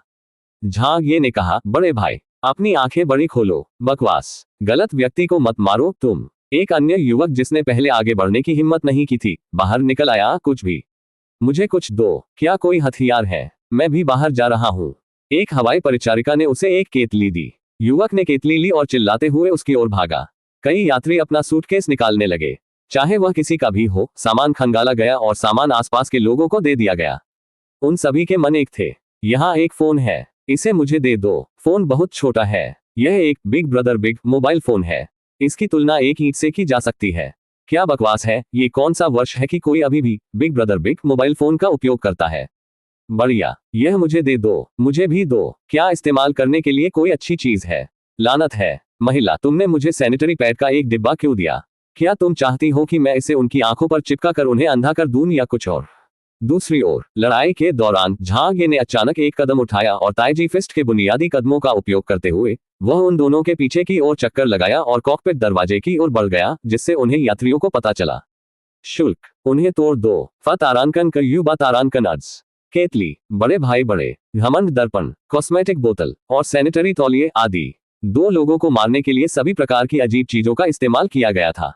एक अपराधी की गर्दन पर बिग ब्रदर बिग द्वारा प्रहार किए जाने के बाद आउच। झांगिए ने अव्यवस्था का फायदा उठाकर उस व्यक्ति के चेहरे पर मुक्का मार दिया और इसके साथ ही जमीन पर गिरने से पहले 2 कदम पीछे हटते ही उस आदमी की नाक से खून निकलने लगा और उस पल उसके पीछे एक अधेड़ उम्र का आदमी था जो बूढ़ी दादी की छड़ी पकड़े हुए था। वह अधेड़ उम्र का आदमी भी खूंखार था। उसने बिना किसी हिचकिचाहट के उस पर प्रहार किया। उसका साथी मदद करना चाहता था लेकिन बिना ध्यान दिए एक केतली उड़ी और उसके सिर में लगी। उसने हिलना बंद कर दिया और उस युवक की ओर देखने लगा जिसने केतली फेंकी थी। 2 सेकंड देखने के बाद वह बेहोश होकर जमीन पर गिर पड़े। डंडे से पिटा अपराधी अब अकेला था। झांगिए चुपके से हमला करते हुए आगे बढ़े और उनके चेहरे पर जोर से प्रहार किया। बेहोश होते ही अपराधी की आंखें घूम गईं। आखिरकार दोनों अपराधियों को संभाल लिया गया लेकिन उत्तेजित भीड़ ने उन्हें अकेला नहीं छोड़ा। उनकी हिम्मत बढ़ी तो और भी लोग आगे आए। उन्होंने उन दोनों को तब तक बेरहमी से मुक्का मारा जब तक वे फिर से होश में नहीं आ गए और फिर वे फिर से बेहोश हो गए। झांगिए ने अपना पसीना पोंछा, इसे रोकें, पहले उन्हें बांधो। ठीक है, आइए शिक्षक झांग की बात सुने। शिक्षक झांग की बात सुनो, एक बुजुर्ग हवाई परिचारिका ने जोर से कहा। उस समय जब हर कोई बड़े संकट का सामना कर रहा था, झांगिए ने 2 अपराधियों को रोकने के लिए आगे कदम बढ़ाया और सभी को बचाया। उनके द्वारा कहे गए शब्दों पर निश्चित रूप से सभी ने ध्यान दिया। सभी के शांत होने के बाद लोगों ने राहत महसूस की। यह बहुत खतरनाक था। यदि झांगिए नहीं होती तो वे दोनों हत्या की होड़ में चले गए होते और वे। धन्यवाद शिक्षक झांग, क्या आप सचमुच विशेषज्ञ हैं। शिक्षक झांग, आप मेरे आदर्श हैं। अभी तो तुम बहुत अच्छे थे। मेरे रुकने तक रुको, पतले हो जाओ, क्या तुम मुझसे शादी करोगी। एक मोटी लड़की ने मोटे तौर पर कहा। यहां तक कि डोंग शानशान भी इसमें शामिल हो गया। उसने चुलबुली नजर डाली, अपने सेक्सी होठों को छुआ और एक फ्लाइंग किस भेजा। टीचर झांगिए, मैं भी आपसे बेहद प्यार करती हूँ। अध्याय 210, आप ताला नहीं खोल सकते। मैं कर देता हूँ। विमान में यात्री कॉकपिट को छोड़कर केबिन पर नियंत्रण पाने में कामयाब रहे। उन्होंने दोनों बेहोश अपराधियों को कसकर बांध दिया और शौचालय में फेंक दिया। पीछे के केबिन में कुछ घायल जमीन पर लेटे या बैठे हुए थे। झांगिए ने आकर कहा, डॉक्टर, मैं इसे और बर्दाश्त नहीं कर सकता। मेरा हाथ टूट गया है। अभी यह मत सोचो कि यह आदमी बहुत बहादुर और ताकतवर था। वह सभी लोगों में दर्द और मौत से सबसे ज्यादा डरता था। राहत की सांस लेने के बाद झांगिए कमजोर हो गए। एक तो वह इतनी शारीरिक शक्ति खर्च करके थक गया था। दूसरे, वह कई बार अपने विरोधियों के निशाने पर आ चुका था। तीसरा, वह कई बार यात्रियों की भारी वस्तुओं से टकरा चुका था। देखिए, उसकी 2 उंगलियां भी मुड़ गई थी। उसकी गर्दन के पीछे चोट लगी थी। महिला ने उसका हाथ पकड़ लिया। मुझे देखने दो। ओह, यह खड़ गया है। तुम्हारे कौशल बहुत खराब है। मुझे ये करने दो। बूढ़े सर्जिकल प्रोफेसर ने खड़े होकर झांगिए की उंगलियों को दबाया। 2 कर्कश आवाजों के साथ वे अपनी मूल स्थिति में बहाल हो गए। ये हो गया। झांगिए को दर्द से बहुत पसीना आ रहा था। यान हुई, जिसके घाव पर पहले से ही पट्टी बंधी हुई थी, अंगूठे ऊपर करके मुस्कुराया। बहुत बढ़िया। डोंग शानशान भी चिंता के साथ अपनी ऊंची एड़ी में चल रही थी। सहपाठी झांग, मुझे कभी नहीं पता था कि तुम्हारे पास ऐसे कौशल है। तुम स्कूल में इतने शक्तिशाली नहीं थे। झांगिए ने शेखी बघारी, मैं अपने कॉलेज के वर्षों में कम महत्वपूर्ण था। डोंग शानशान ने मुस्कुराते हुए कहा, यह सोचने के लिए कि आपने वास्तव में मेरी प्रशंसा स्वीकार कर ली है। ठीक है, मैं इसे ऐसे मानूंगा जैसे कि आप कम महत्वपूर्ण थे। आपने इस बार वास्तव में हम सभी की जान बचाई। बहुत बढ़िया। लेकिन इस समय झांगिए को चिंता होने लगी, यह अभी खत्म नहीं हुआ है। डोंग शानशान ने भी अवचेतन रूप से कॉकपिट की ओर देखा। हर कोई जानता था कि यह खत्म नहीं हुआ है।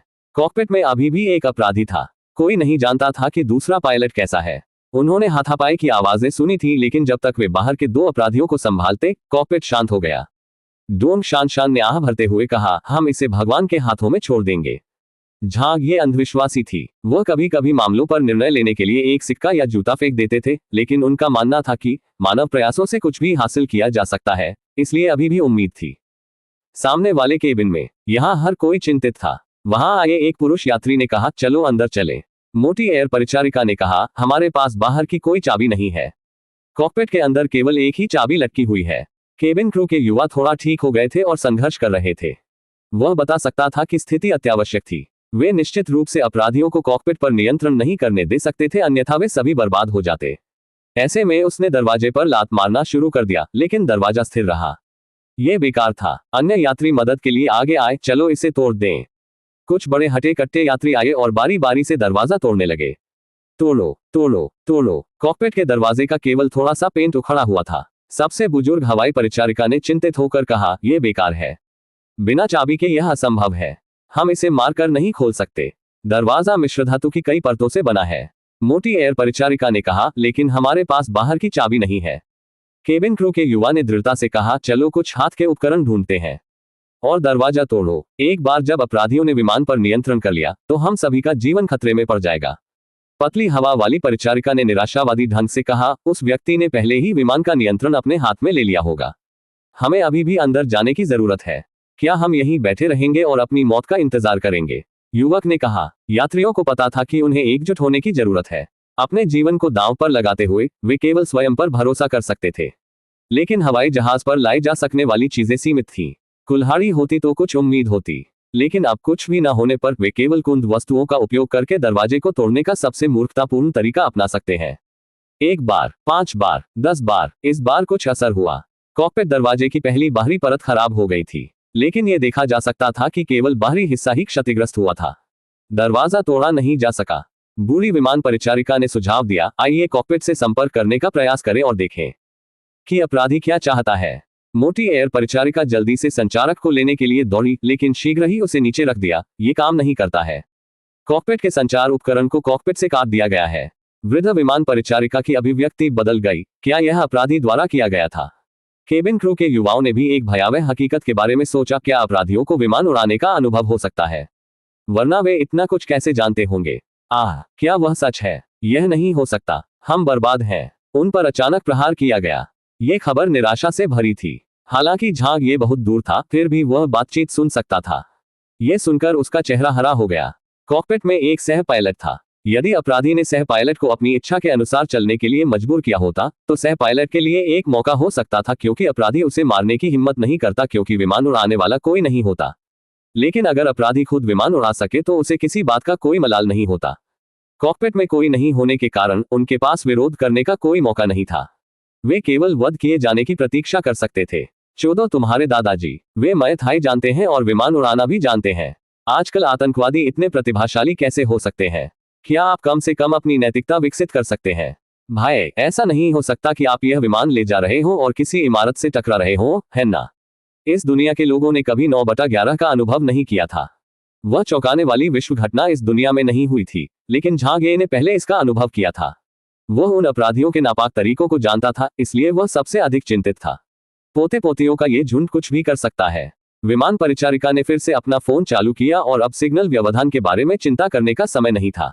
उसने जमीन के संपर्क में आने की उम्मीद में फोन किया, लेकिन हवा में ऊपर होने के कारण या क्योंकि उनका स्थान भौगोलिक रूप से दूरस्थ था, कोई संकेत नहीं था। अन्य 2 एयर होस्टेस ने अपने फोन से कोशिश की, लेकिन उनके पास भी कोई सिग्नल नहीं था। केबिन क्रू के युवा ने खुद को आश्वस्त किया, कोई और रास्ता होना चाहिए। ये हमारे लिए यहाँ बैठकर अपने विनाश की प्रतीक्षा करने का समय नहीं है। उसने बूढ़ी एयर परिचारिका की ओर देखा, क्या दरवाजा खोलने का कोई और तरीका है? बूढ़ी हवाई परिचारिका ने उत्सुकता से अपने पैर पटकते हुए कहा, वहां कोई नहीं है। हम बिना चाबी के दरवाजा नहीं खोल सकते। निराशा, निराशा। वह परिचारिका रोने के लिए अपने पैरों को गले लगाते ही जमीन पर गिर पड़ी। इस फ्लाइट में वह कई बार रोई थी। बाकी केबिन क्रू और सभी यात्री चुप रहे। प्लेन में फैलने लगा खौफनाक माहौल, लेकिन विमान परिचारिका ने जो शब्द कहे उससे झांगिए का दिमाग घूम गया। अरे 1 मिनट रुको, दरवाजा खोलो, अनलॉक। अरे क्या यह इस भाई के पास कोई कौशल नहीं है? झांगिए तुरंत अपनी आस्तीनें सिकुड़कर खड़ा हो गया। आप क्या कर रहे हो? डोंग शान ने उसे खींचा। चिकित्सक ने यह भी कहा, हिलना मत, तुम्हारी बाह से अभी भी खून बह रहा है, मुझे तुम्हारी पट्टी बांधने दो। झांगिए ने नजरअंदाज किया और आगे बढ़ गया। तुम ताला नहीं खोल सकते, है ना? मुझे कोशिश करने दो। बूढ़ी हवाई परिचारिका ने आश्चर्य से झांगिए की ओर देखा। शिक्षक झांग, इतने सारे लोग इसे तोड़ने में सक्षम नहीं थे। कैसे? आप इसे कैसे खोलने जा रहे हैं? झांगिए ने अवाक होकर कहा, किसने कहा कि मैं इसे तोड़ रहा हूं?